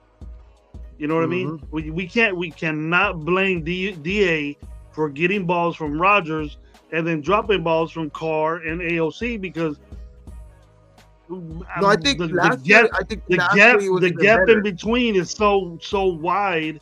You know what I mean? No, but I think even last year Adams was better. Like even last year than this year. Like I think this year he just dropped some of them that maybe like you're like, damn, how did he drop that one? That's DA. You know what I mean? You're just not. I think it's just. But that's the like what they say. Being great is a blessing and a curse, bro. Like you're gonna be judged on a different grade, on a different curve. You know what I mean? On a different grading level. You know what I mean? You're judged on a different grading level. You know what I mean? Which sucks because a lot of people don't get this. A lot of people don't see the person who's actually throwing you the ball. You know what I mean? So it's like That's the fucked up part, but that's you know that like we say that's football. You know what I mean? It's like it's it's just you know that it's a blessing and a curse. It's but I mean that's just a testament to like how good DA is. You know what I mean? He gets 1,000, he gets 100 receptions, and that's a very very very off year. You know what I mean for him? You know what I mean? So it's like that, and that's why I'm saying it's a blessing and a curse to be that good. So You know? you're expecting a lot, and when he does it, you criticize him for it. And after Exactly. that, yeah, and then you want to trade him. You know what did he do? They just dropped a couple of balls from a rookie quarterback that we knew was a rookie that wasn't going to get the ball there. And we're comparing this rookie to Aaron Rodgers throws. So check this out. So remember when we were watching? You told me last week to look at the tape of Aiden O'Connell against the Vikings, right? Mm-hmm. He had tons of fucking time. Couldn't get the passes open to nobody. He threw that one fucking slant with DA, already had him beat, threw it behind him for an interception. He had him leading, you know what I mean? So he was making rookie mistakes, but then some of the catches that DA had to go out and make, bro, were like fucking like crazy ass catches, bro. He had to go up and fucking go out of his way to fucking make some great catches. No, you know what I'm saying? Remember the beginning of the year where he was getting killed by Jimmy G. Yeah, hell yeah, he was getting fucking killed. He was getting fucking murdered. and then he got injured up in LA when we were in LA. You know what I mean? And he still came back. Yeah, still came back. So you want to get rid of a guy like that? Nah, we ain't getting rid of a guy like that. Look at even Vic put 2,000 yards, 25 touchdowns in the last 2 years, bro. Oh yeah, let's get rid of that guy. Let's go get Ayuk. Let's go get Ayuk. Hey, I wouldn't mind. It's gonna be. I wouldn't mind either. Expensive. It's gonna be expensive. We need a quarterback. We need a quarterback to get it to him.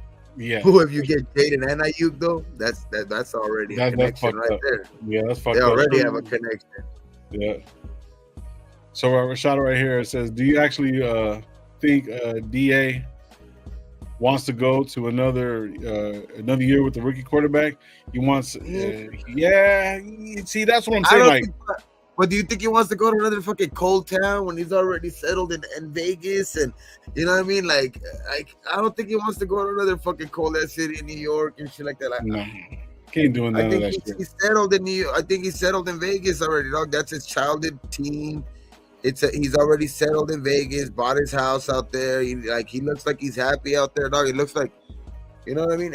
I just don't. Yeah. I mean, but he's already. I think he's a lock. I mean, he wants the Hall of Fame. I think what in the last 2 years has make it seem like he's not in the Hall of Fame. You know, like, you know, he got another 1,000 yards, 2,000 yards. You know what I mean? 2,500 yards already in the last 2 years. You know what I mean? Or close to 2,600 yards. Like, fucking, like, I mean, what he hasn't been knocked off the pace of getting to the Hall of Fame. So, I mean, I think he's a lock for Hall of Fame unless he gets you know what I mean? There's no unless he has a fucking year where he has only like 200 yards, which I don't see that happening anytime damn soon. You know what I mean? It's like, or unless he turns crazy like fucking Antonio Brown, there's nothing stopping him from getting to the Hall of Fame. So, yeah. I mean, if he's not, I mean, I don't think he needs to look for the Hall of Fame anymore. I think he just needs to play out the rest of his years, and he's going to make it there. You know what I mean? I think now he's just looking to change ride this ship to the wheels fall off. Not because I think it's his, like we said, his childhood team.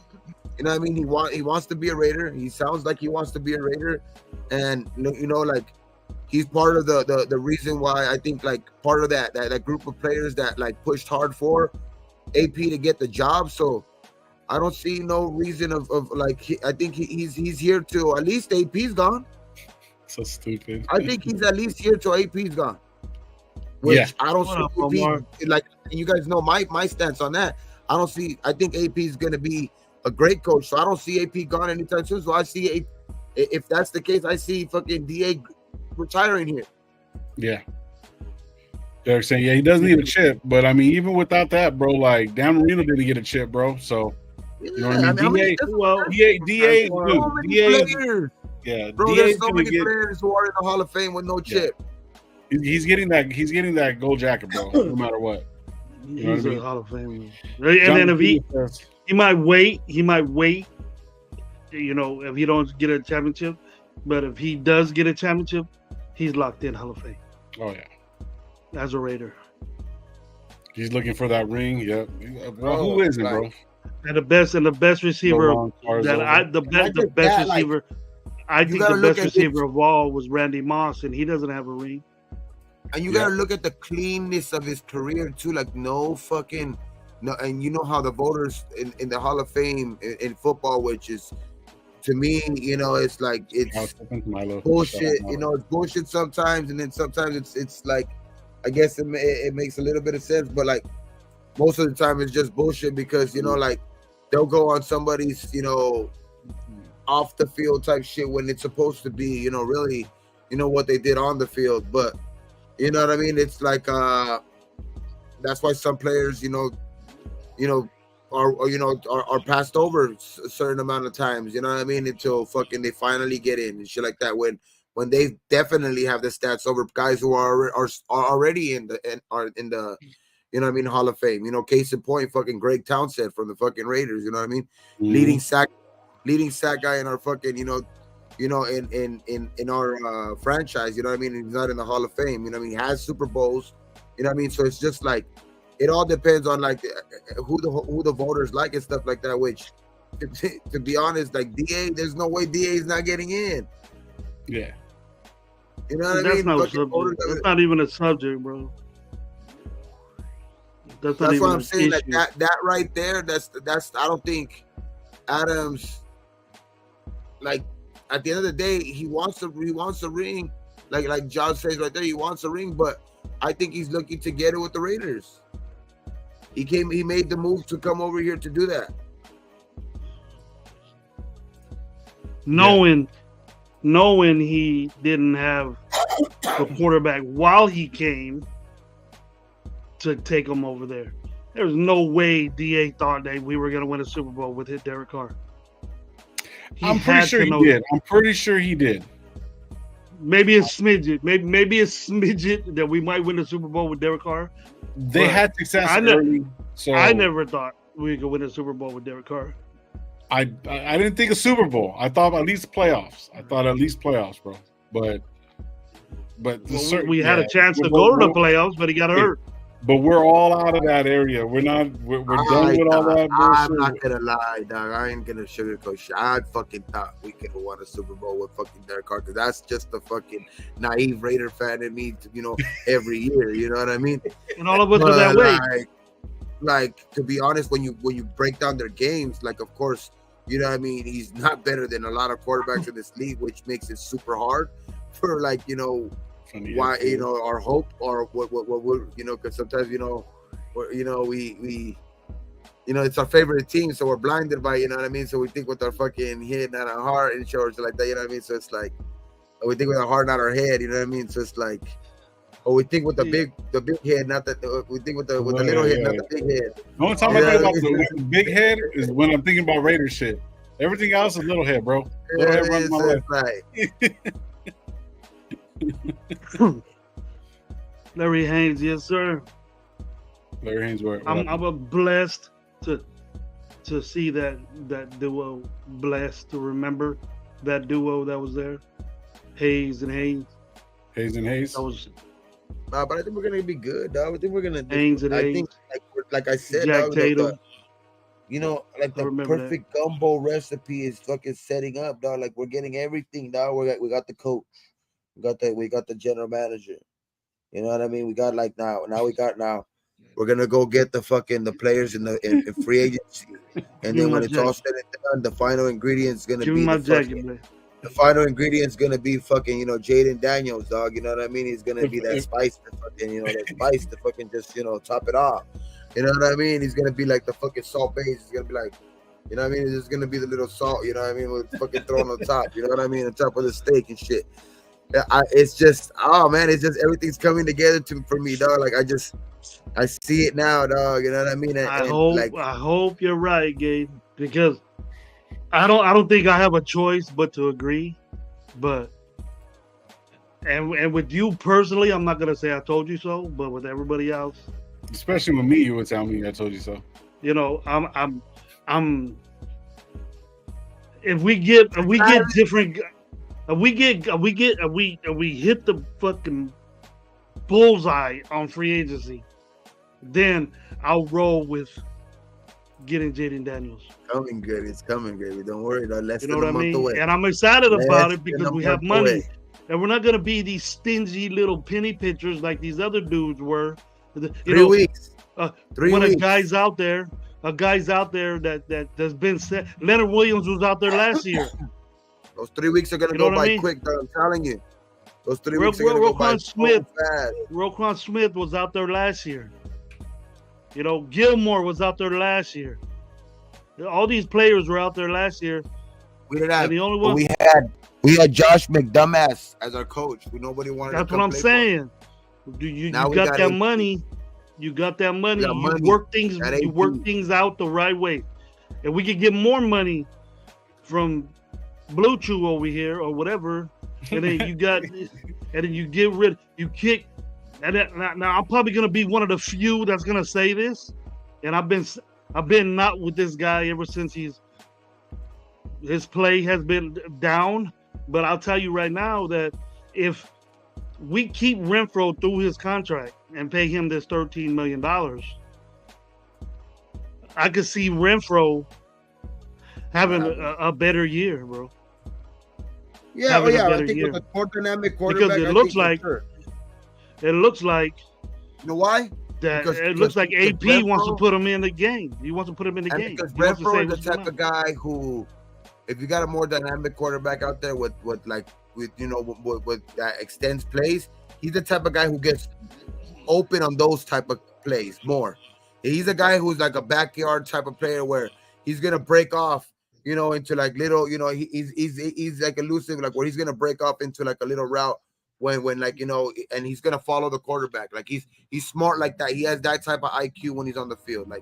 Like when plays are extended, that's where I gave him his props. Like he'll know what to do when a quarterback's rolling out to his right. He's gonna follow him that way. He's not gonna keep on his route going going on a go route when there's some receivers who are just dumb like that, dog. Like it's like they're not gonna follow their quarterback to the other side of the field, and give him a target. You know what I mean? So it's like, just like because there's just he's obviously getting cut off half of the field, so you want to give him as much targets on that side of the field as possible. So you want to follow him over.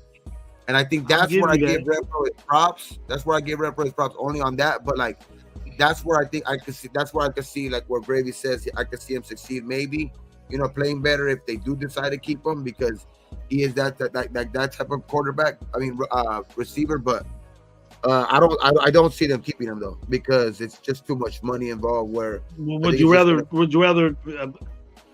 eat what you owe him guaranteed, or would you not play him and just see what he's worth and then let him go?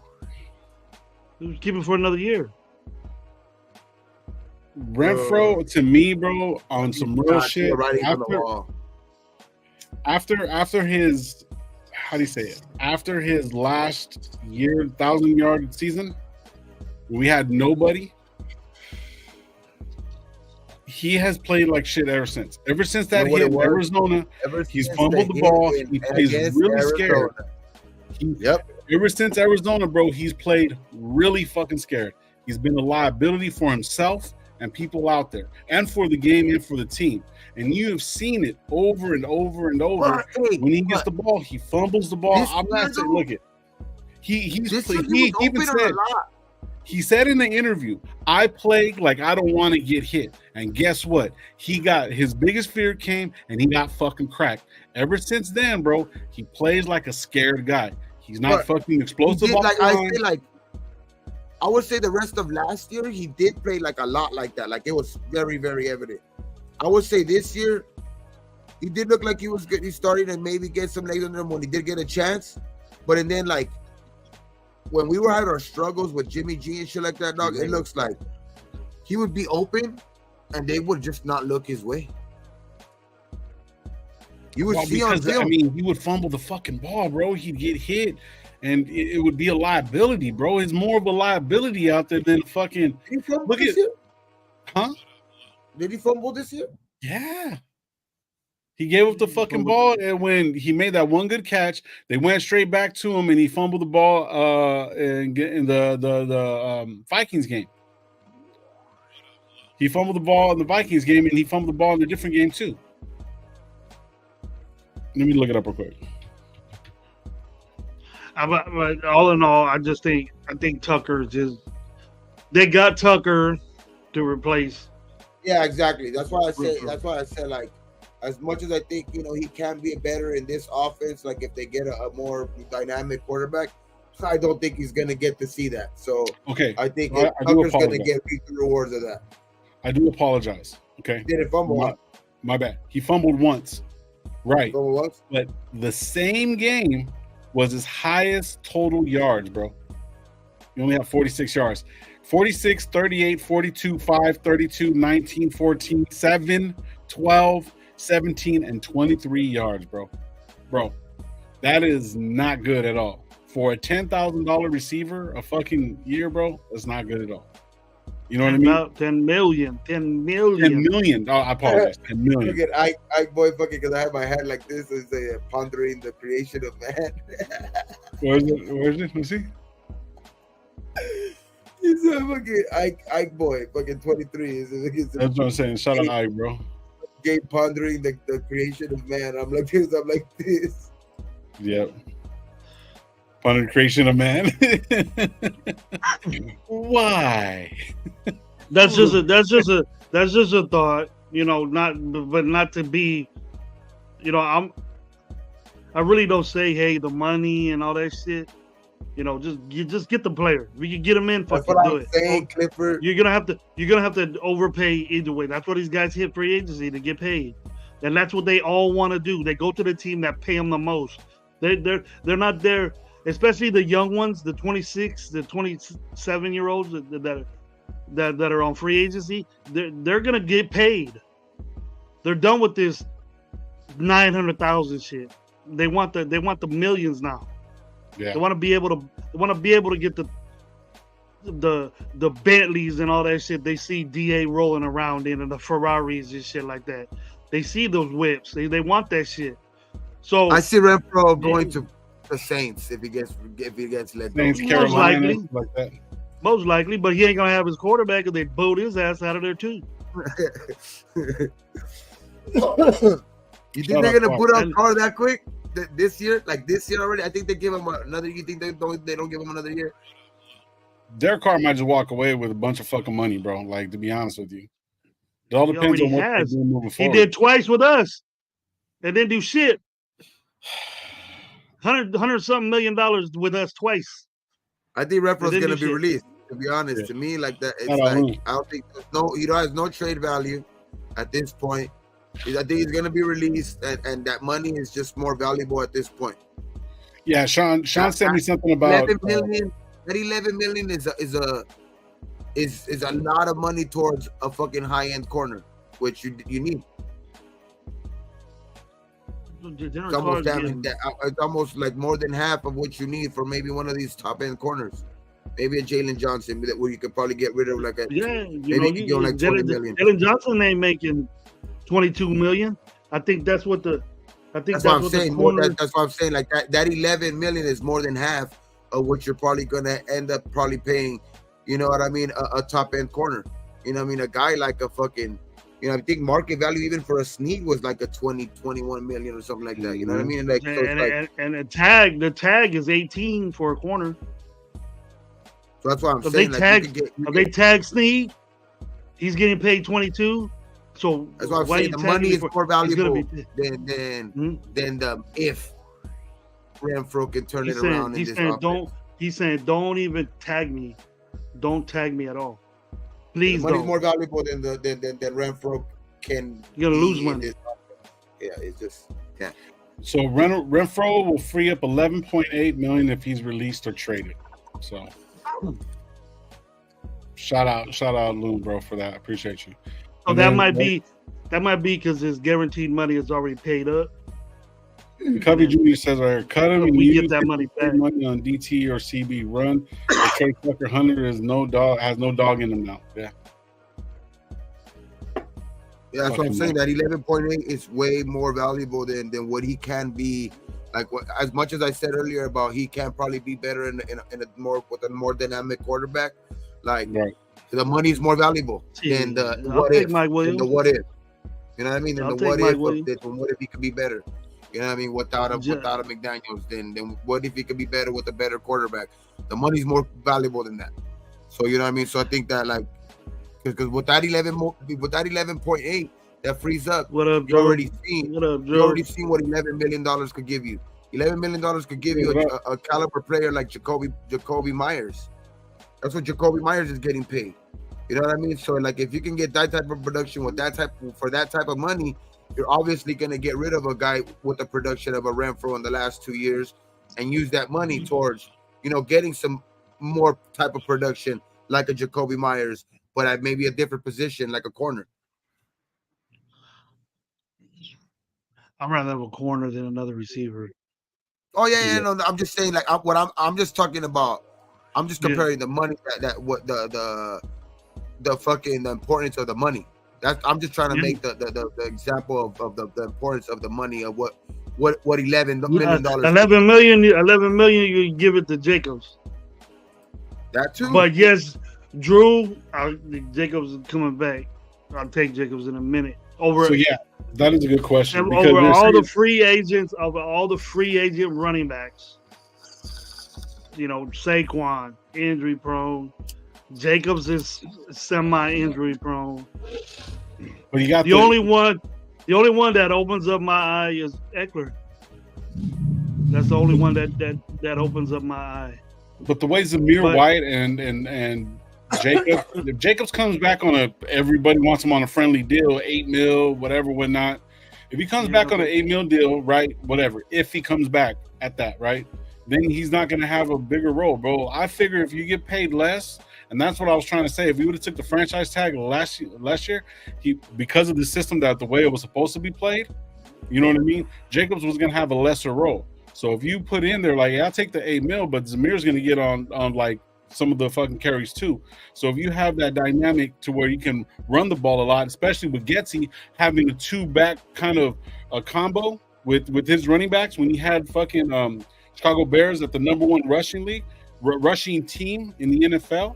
For 2 years, first and second, when you have those two combinations, you're going to have to give the ball off and on. And then that relieves your quarterback from throwing the ball a lot, and that sets up play action. So what that's going to do is only get Zamir White more touches and Josh Jacobs not as many. But what's going to happen is he's going to get paid for what he's doing. It's going to keep him from getting injured, and then they're going to have a great fucking running attack with those two guys at the backs. You know what I mean? So that's where I'm kind of like, all right, if he gets paid less, he's going to do less. You see what I'm saying? So that's the way I want to kind of look at Jacobs becoming in. But they're talking about him going to fucking Dallas, bro. That I would hate for him to go to fucking Dallas, bro. I would rather him go to fucking like. Is Pollard a free agent? Yeah, he had a franchise tag. He had a franchise tag too, and they could tag him again, which would be smart. He got. I just think more money. I don't see. I think like you said, $11 million. What you were saying earlier about, DA, Max and shit like that. Like how AP is so adamant with those names. You know what I mean? With the DAs, the Max, especially the Jacobs. You know what I mean? Like, right. You know what I mean? You heard him like since day one where he came in. Like the Raiders go as Josh Jacobs goes and shit like that. You know what I mean? Like he was like. He was really emphasizing Josh. So I don't know, man. I just think, and then especially with Josh Jacobs saying that Vegas is home, like he wants to be, and like what I've been saying, like at the end of the year when he was talking about, he was fully on board if AP was going to be the next coach. You know what I mean? So yeah, I don't see him going nowhere. I just don't. He needs to be on board. He needs to be there, training camp, mini camp, OTAs, and all that shit. So he don't start off the way he did last year, because that was. No, I don't see that though. I don't see that happening again just because of the the mere fact of like, I think shit's gonna work itself really quick with him. I think that his franchise tag in 14, it's 11 million. It's 11.3. I'm looking at it right here. I don't think that's what they're willing to give up for him. I think they're gonna end up giving him like a 2-year deal, something around worth like a $8 million deal, something like around $8 million for like $16 million 2 years. Probably give him like something like that. You know what I mean? Like $16 million for 2 years. I don't know. I could see him signing something like that. Nacho McCuffey Jr. Not me, bro. Yeah. I think you got to get to like 22, 24. Think so? Get up there. That's 12 a year. That's just what makes you think he signed for 11 this year, right? Why are you gonna take a $3 million pay cut? Because you have $3 million less in production. A lot of money is gonna go out this year. That's what the team is gonna come back at you with. You had $3 million less in production, buddy. You just didn't. You got injured. You know your bodies. You're getting older. You weren't the leading league's rusher in this year. So I mean, we gave you 11 last year. We're not going to give you 11 again for sure. IQ Boy said the Chargers are the favorites per bet online to get. Nah, he ain't going to Chargers, bro. Hell no. You give me Eckler, give you straight up like that.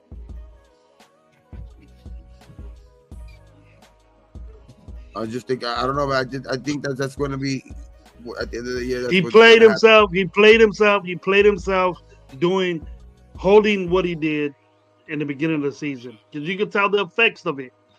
I told you all that was going to happen. You need to get calloused up, man. Take like 3 games to do that. A preseason doesn't matter if you're. That's why the year doesn't matter if your running back plays in preseason. It doesn't matter if none of your guys. That's why the year that he played in the fucking as much as he was mad at Josh McDaniels and all of that shit when he played in the Hall of Fame game, that shit got him really ready. Yeah. Had his best year ever. You could tell the difference for about years. The year after that, do shit. Michael, now we're saying Zamir White. Now we're saying Zamir White is better than Josh Jacobs. We know maybe it can happen, but it hasn't in the 2 years that Zamir White's been here. I don't think Zamir White's a better running back than Josh Jacobs. You know, I don't think he's better. But to make Josh Jacobs be all in, you're gonna have to pay him. Yeah. That we should have did that last year. We did do that last year because he broke down and said, I need to be, but he waited, trained on his own, did all that. What good did that do for him? They didn't even play the last 3 games. That's when Zamir White came. That's when we seen Zamir White and we said, hey, we got this dude right behind you, creeping up on you. He's gonna take carries from you now. On AP's watch. That helps out the fucking narrative of what all these owners have been like pushing. You know what I mean? And we've been talking about it for like 2 years straight now. Like the owners have been pushing this narrative of like, you know, that the fucking, you know, and everybody, not just the owners, like, you know, that the running backs are just, you know, they're we could get a guy who's gonna put up your production in the 5th, 6th round. Like, yeah, that's that. Like, you hear that shit all over the media. You know what I mean? You hear that shit all over the media, no matter how good the fucking running back is and shit like that. And like they're always shitting on that position. You know what I mean? And it's just like you seen last year. Like, I wouldn't say the caliber of Josh, I mean, or anything like that, but I mean, what's his name's not far off. I mean, you know, Dalvin Cook is not far off. I mean, he was fucking, you know, a top running back, and not only, you know, running the ball, he was a top running back, you know, catching the ball out of the backfield for years in Minnesota. Mm-hmm. You know what I mean? And ended up getting released twice this year, you know, or no, once this year, you know, but signed with the Jets for what, fucking $6 million a year. Yep. You know what I mean? So it's like, that's what I'm saying. Like that, it's just that's what has me thinking that You know what I mean? He's not going to find greener grass, I think, on the outside, which I think he knows that too. I think Josh is a smart dude, dog. Like, I think Josh knows that shit too, which, you know what I mean? As much as last year we blame him for not, getting in there fast, but he knows too, dog. Like, I think he's playing the long game, dog. Like, he knows, like, sitting out and all that shit. He ended up maxing out a lot of his money, dog. Like, that's $11 million. It's a lot. It's $5 million more than any running back got in fucking, in free agency.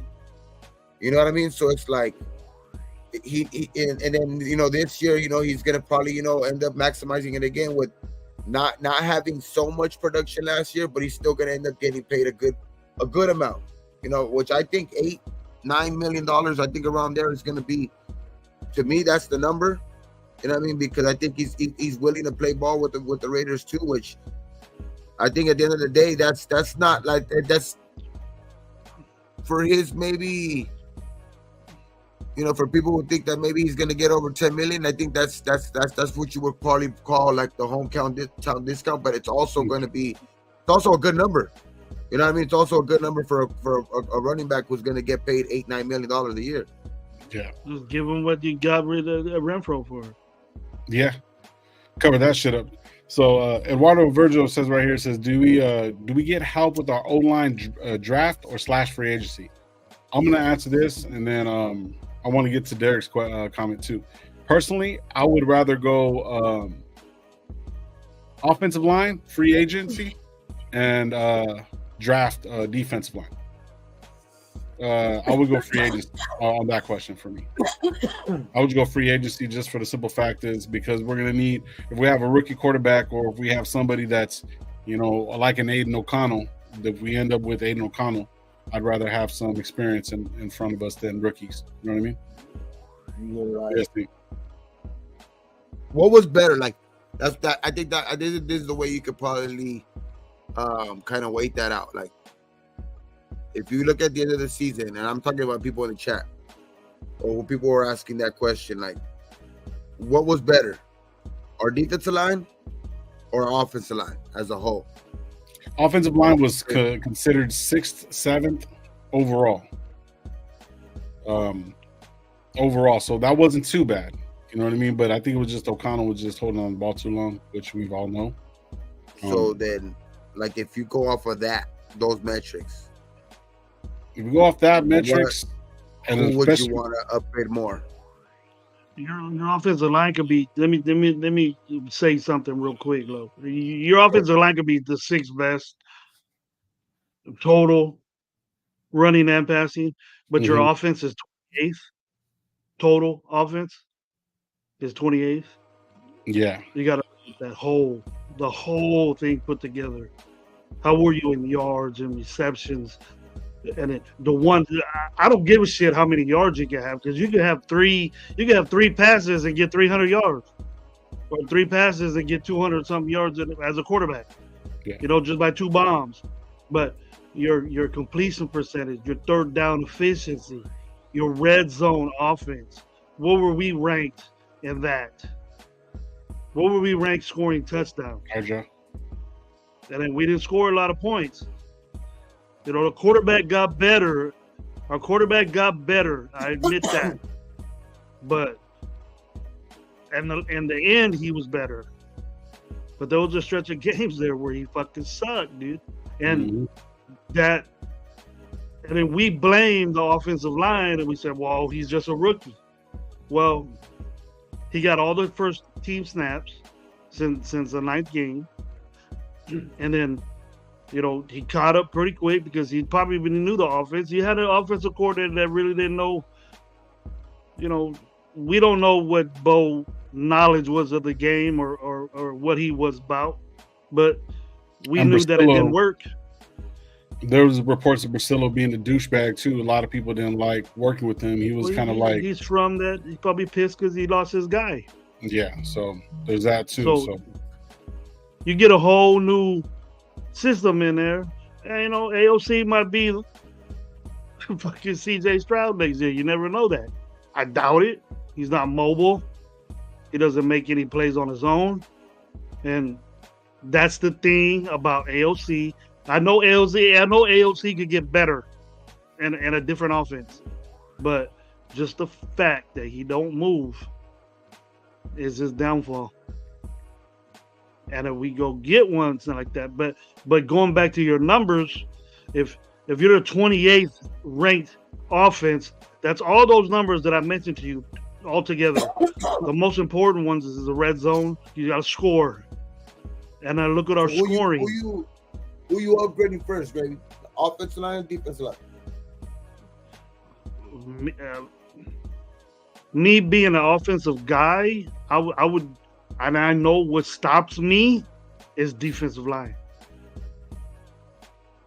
If you got pressure and if you got havoc in the backfield when you have a good quarterback, then it's going to be problems for you. You're going to have a long day. And I always go by that.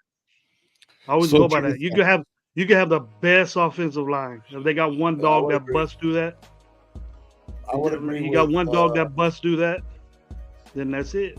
Just look at the Super Bowl. I would agree with upgrading the defensive line as well, just because, like, the offensive line, I think with the quarterback, a more dynamic quarterback, like we were talking about earlier, and just making better decisions is going to make that offensive line, just better. You know what I mean? Especially if you get an offensive coordinator in there who's gonna, have the quarterback maybe getting rid of the ball quicker, or just making just better decisions where, just where it allows him to, the quarterback just kind of like to ease into the game a little bit more, like where, you know what I mean? It wasn't, learning on the fly kind of with Aiden and fucking Bo last year type of shit. You know what I mean? So it's, I don't know, man. I just think that that the offensive line can maybe work with what we probably got right now. Maybe we can, kind of upgrade, because I think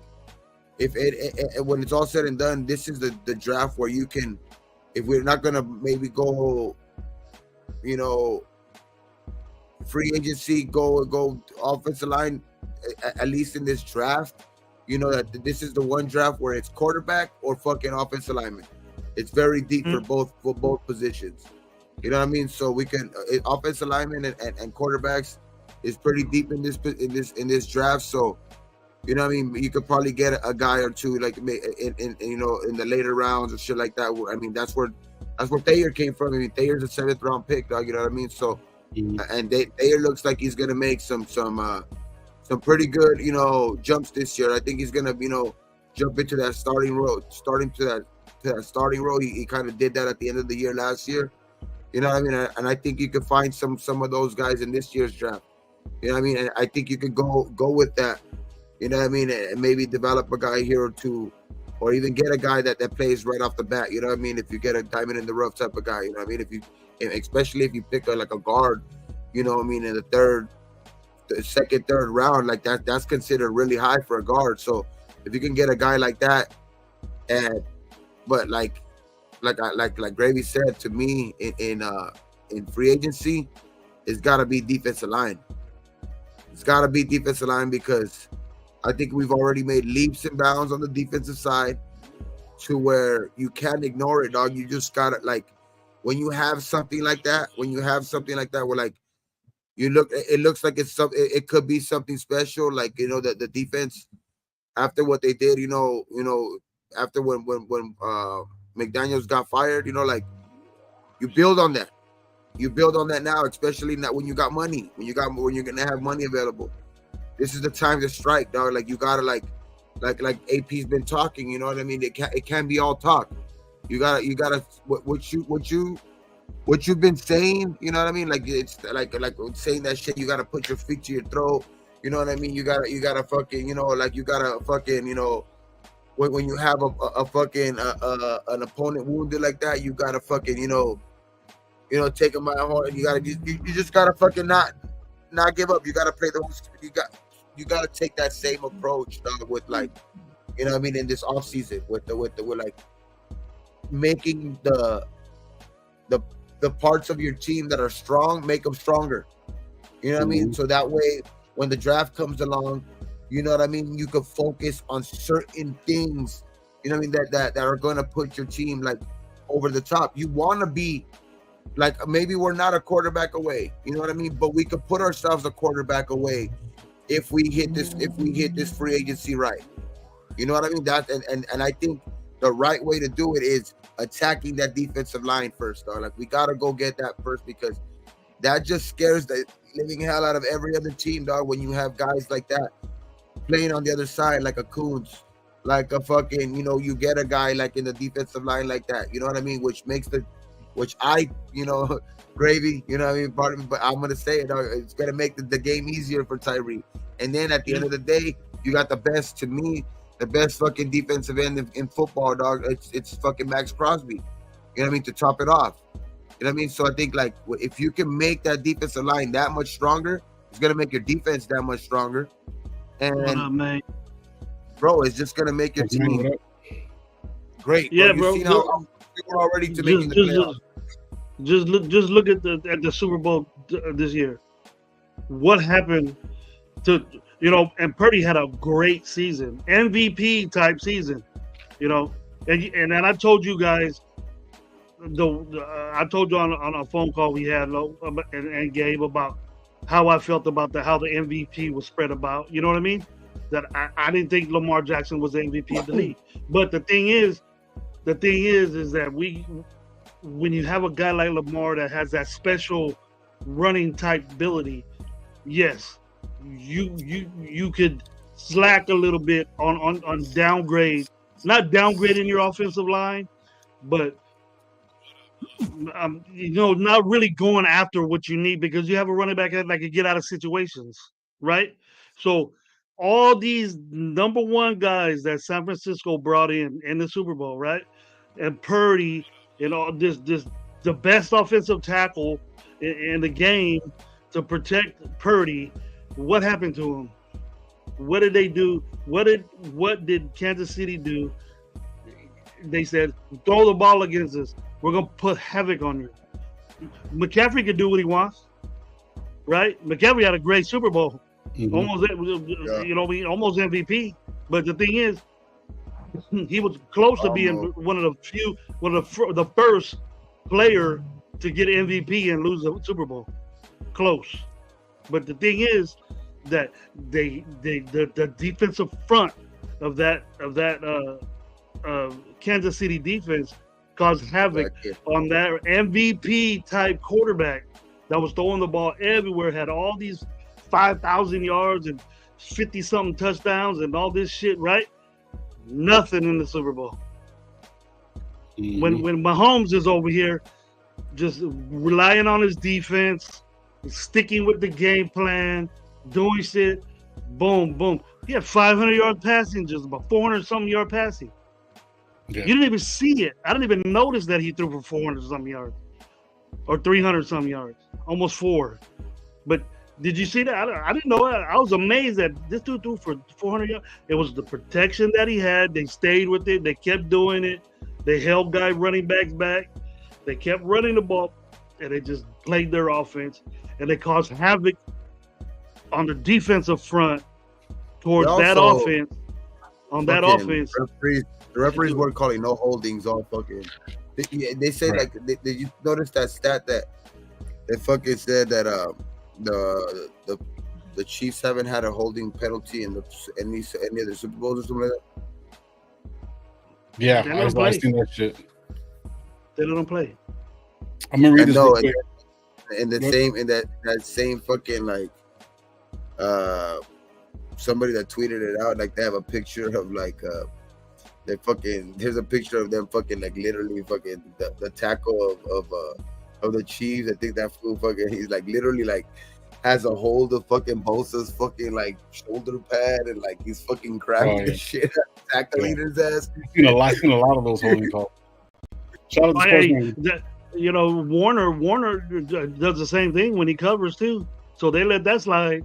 Mm-hmm. Warner is all over you, and I'm surprised he gets away with that. Yeah. And he considered a best linebacker in football, holding on all the time. Oh, yeah. So right, go ahead, bro. check this out. So there's something that I want to talk about before we get out of here. I'm gonna try to get it playing right quick. So this right here, we were kind of talking about, and it's been going fucking ape shit. These guys from NBC are talking about it. Everyone's talking about the whole this statement right here. I'm gonna play it real quick, and we'll talk about it right afterwards. I'm calling out from now on, as long as I'm here, the Patrick Mahomes rules. So you remember when Jordan was going through it with the Pistons, all those guys in the 80s before he came Michael Jordan, Air Jordan, the Pistons used to whoop his. Anytime he came to the hole, elbows, filling them, love taps. We touched them. We in the head, mentally, physically, emotionally, spiritually. I'm touching you. So I showed those guys Jordan getting his whooped consistently. And on the side, I got the screen. I got these two side, and it's kind of like this is almost a little gory. Like this, we getting crazy now, right? This fucking bro. And we got these two screens showing of us just getting after it. Raiders versus Chiefs. I said, man, when we get to the end, we got to finish them. We got to put them away. Yeah. We got to put them away the way we want to put them away. If you go back to that game, they did a job. We talked about that second quarter, dominating the second quarter. Yeah. Defensively, 2 touchdowns in 7 seconds. They were so hyped, I called a timeout just to calm us down. Damn straight. So that right there, bro, if you guys didn't hear it, pretty much it's the Jordan rule. The Jordan rule was pretty much, if you guys remember back in the day, one of the bigger things about basketball, and I'm trying to get off subject, but a lot of reason why Jordan is considered one of the greats because the game was different back in the day. They used to fuck each other up, elbows, all that shit, right? The game now, you see LeBron, he gets fucking, the ball like by his fucking nose, he passes out, bro. Like, there's a different levels of the game. Now, what's happening with the NFL and people are bringing up is that fucking AP basically stated that, like, hey, we're going to fucking put our hands on them. We're going to do this. We're going to do that. Now, everyone's sitting there calling for the NFL to say, hey, you need to do something about this. You need to not do this.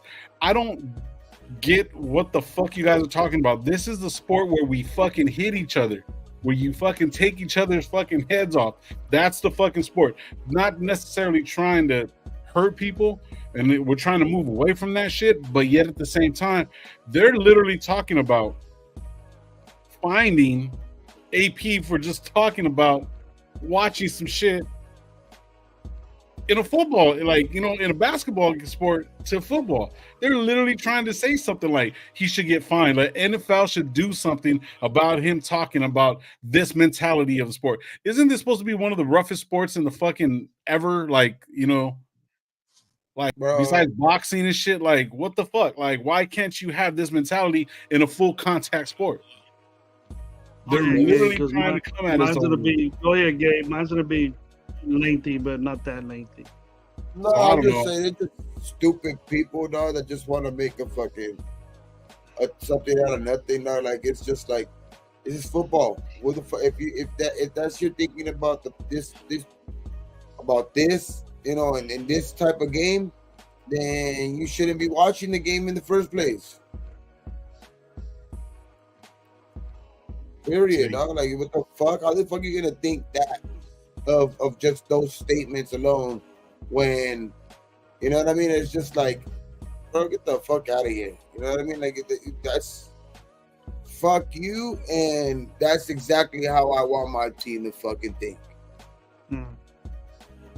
So AP, Sportsman saying AP should have never said anything, kept that in-house. That Brett Favre shit was real. They don't play with that, especially with the Raiders. Okay. So they're blowing it way out of proportion. He didn't mean maliciously. He was like talking about getting in his head mentally. LA Crash Dog says right here that it's a physical game and is meant to be that way. The Raiders have always been known to be a violent smash mouth football. Deal with it.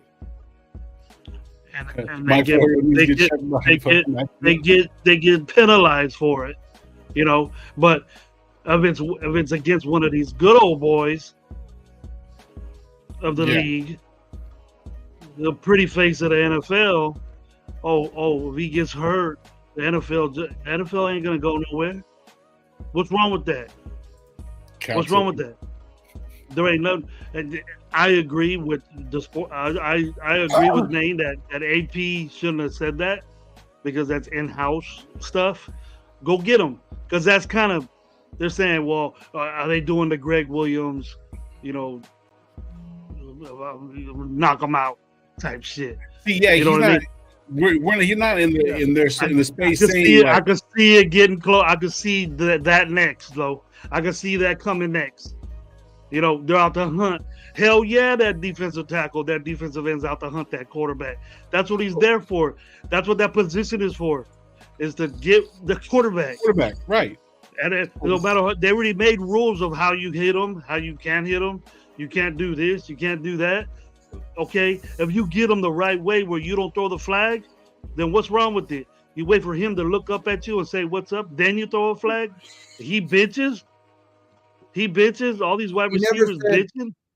They compared it to like they're trying to make any comparison to anything that Greg Williams, dog, is crazy because he literally says in between the green line, in between those white lines, like anything that's legal between those white lines, you gotta go out and like you gotta do whatever it is. You know what I mean? Anything, everything, and everything. You know what I mean? In between the white lines and legal. You know what I mean? Like Greg Williams was telling fools to go out there and actually put bounty on players and actually telling fools take this dude out. Doing like, he ain't telling you that. That's not the same. Max and Cooch, you know what I mean? They like, doing their job.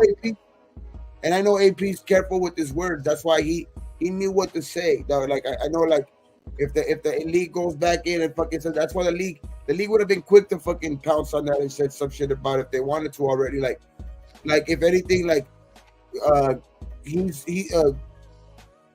AP is calculated in what he says, dog. I think he knows what he's saying. Like there's a reason why, like he said, dog. There's a method to his madness, dog. And I think it's like there's a reason why he's saying what he says. I mean, he knows what he's saying and how he's saying it.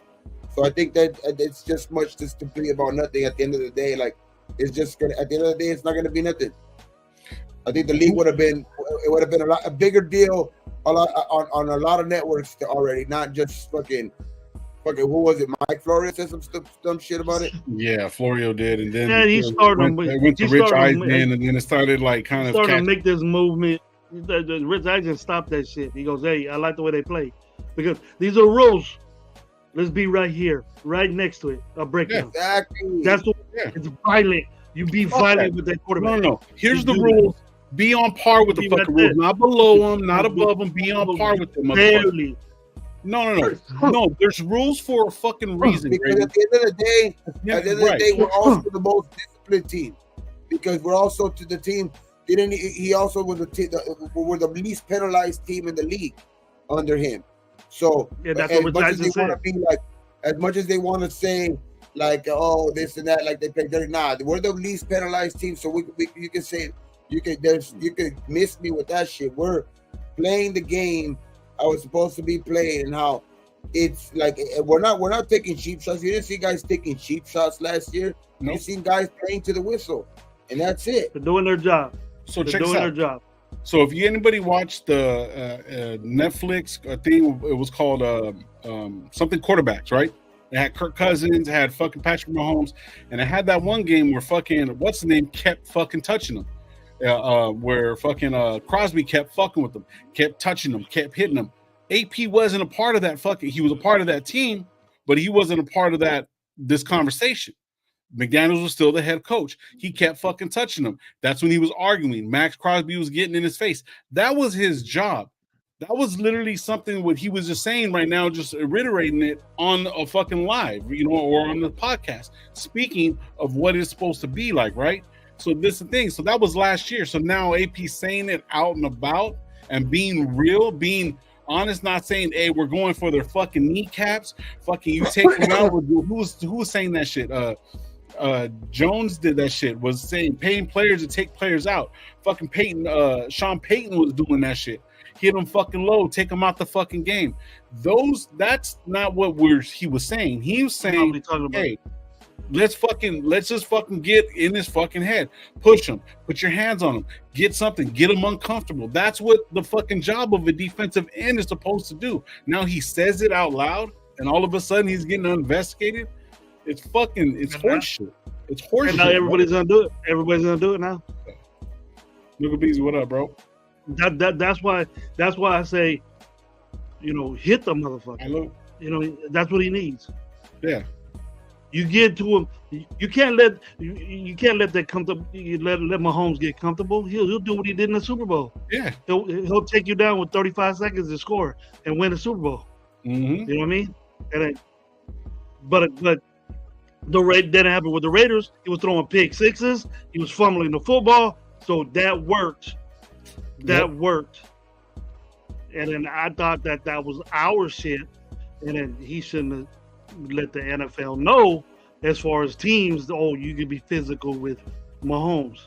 You got to get to Mahomes. You got to get to Mahomes first, and we did that. So wait a minute. Pass rush did that. So check this out. So on the same platforms, and even with Florio and fucking Sims, he turned around. What was that thing with little boy when he was talking to Gardner Minshew, that shit was a joke. Everyone was laughing about that shit. When you turn around and start talking about Mahomes, oh no. Just think if that was AOC, they were doing that too. If that was AOC getting treated that way, it would be no flag at all. Fuck no. No flag at all. Even any quarterback that we had, or any other quarterback besides Mahomes, or the top ones, or the Bradys, or the good old boys, you got dudes like Allen and Herbert out there running, and Lamar out there sacrificing for their freaking bodies out every time they run the football, getting hit by big ass fucking 300-pound men, and then you think that these referees are gonna throw flags if they get sacked? No, they're not gonna do that. Mm-hmm. But Mahomes, he's doing all this in the Super Bowl, running and doing all this, whatever, late hits or sliding and looking up and at the referees. And you fart next to Mahomes and you get a flag. Yep. But we proved that wrong, bro. Yep. We proved that wrong. So shout out Valley Podcast, bro. He says, remember the Bucks were hitting Mahomes like crazy and no one said anything? Yep. They're just mad. They're just mad because it worked for us and we came up on top. That's why Andy Reid gave us our props and we knocked their ass back into existence. Yeah, shout out Vic. He says right here, what about Bosa's coming out saying, oh, you just, hit Derek Carr and he folds up like a bitch, you know what I mean? Pretty much. And, you can't say nothing. You can say shit about him, but not about anybody else. So that's some bullshit though, bro. But just kind of want to bring that shit up, bro. When we're damned if we do, damned if we don't. But the thing is, though, this is a contact sport. This isn't like, hey, let me lay you down, by the fire, put you down. Like, you know what I'm saying? Let me put a pedal down for you. This is a grown-ass sport. These motherfuckers are coming in full speed ahead. He's not telling them to go low. He's saying they're put him on the ground. He's not sitting there, and even Al Davis said it. Somebody put it up here. My bad if I skipped over, but I know I clicked on it. Al Davis meant it. He's going down hard. You got to knock the motherfucker out and knock him out. You got to knock him out. You got to fucking put your whole weight into him, and there's rules against you can't do certain shit like that. You can't hit him low, you know what I mean? And you can't fucking hit him in the head. So it's all body shots. So that's even actually worse because if you're fucking going down, and then even say for some reason Max grabs him or fucking whoever, Tillery, whatever, wraps him up, has his arm, and goes down with body weight, boom, that's another fucking flag. So it's like. It just fucking sucks that they're just having a conversation about getting these guys fucking riled up and what to look like and have the mentality, him saying that out loud, and then they're fucking shitting on him. That's like one thing, bro. We were good in the media, and then people don't like that, except for us. We take it as good. I'm like, hell yeah, AP, get in his ass, good old boy. You know what I mean? We ain't gonna get no quarterback like Mahomes. You know what I mean? But the thing is that if we hear violence and knock down and hit hard and get in his head mentally, physically, spiritually, that's deep in football. That means you're gonna take his spirit off his ass. You know what I mean? And so that you're gonna do something to the dude, and then that's good in football terms. That's like saying that's Chris good Jones. In football terms. Right, Chris Jones. You can't tackle everybody the way you want to. You got to do it this way. Like, no. They're going to say, go ahead, bro. Do what you got to fucking do. You know what I mean? So it's okay. That's why you establish yourself. Max is the way he is with that motor, and people are afraid of him because of that. Yep. They don't want to get hit by him. They can say whatever they want in the interviews and shit, but I bet you in the back of their mind they're saying, "Where's this motherfucker at?" Breaking news: I guarantee you that. Flags, no more tackling Kermit. I guarantee you that. Shit. And it's gonna be, you know what? I can't wait until we play Kansas City. But it's gonna be a great game because this is coming. It's coming. Us being fourth, third in the division is no more for me. We do things right this year. Yeah. Contending for the number one spot. That's my vision. I've been big up for this season to come up so quick, bro. In a long time, long time, bro. Yeah. In a long time. I'm excited. So am I. So are you guys gonna go live tomorrow or Saturday? I want to see that violence. I want to see this violence and shit. If not, we're gonna go live Sunday, man. We can get up out of here. Yeah, I think we're gonna go Sunday. I did tomorrow. I have to go and take care of some shit. Fucking, you know. For sure. The little thing after work and shit, because yeah, we gotta fucking for sure. Yeah, my sister said I have to go. We gotta go do some take care of stuff. But yeah. Yeah, for sure. Raider Wade says, "I'm sorry for your loss, Gabe. Remember the one day you'll see her again. You give her a big hug. Until then, enjoy your life. Sure, that's what she wants. She's with you. All right. Shout out Raider Wade for that, bro. Salute, bro. Salute. Good job, Raider. Oh yeah, appreciate you. What up, Paul? Yeah. Once again, man, if you guys go right now to the top of the chat, there's a GoFundMe pin there, man. If you guys want to help out the Torres family, man, go ahead and go do that shit.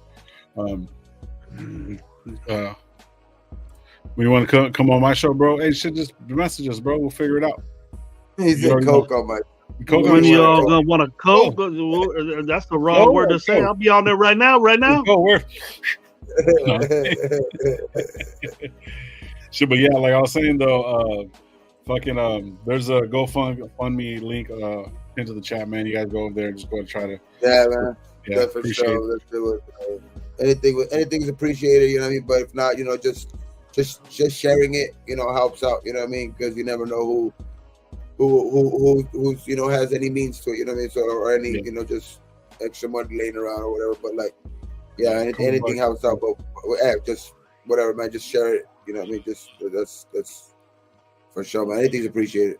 Yeah. So, man, thank you guys for pulling up. I think we had like 70 people here at one point, man. Don't forget the like button on the way out, man. It's really, really appreciated. It helps with the alcoholism. I mean, the algorithm, whatever the fuck that is. I don't even know what that means, but whatever. I'll fuck with you guys. Like I always tell you guys, man, be thankful for what you do, got what you don't. We will be live on Sunday night, 8 o'clock, as usual. Make sure you guys pull up to that. Go to hit the notifications, too, just in case we have a live or somebody gets signed or somebody makes a move. We'll just kind of do a real quick one, just popping up and stuff like that. But just look out for that. But for sure, Sunday night, we will be live, 8 o'clock, like always, man. Appreciate all you guys, man. Like I said, be thankful for what you do, got what you don't, and don't drink and drive. And like we always leave this motherfucker on 3. Ready? 1, 2, 3. Raiders!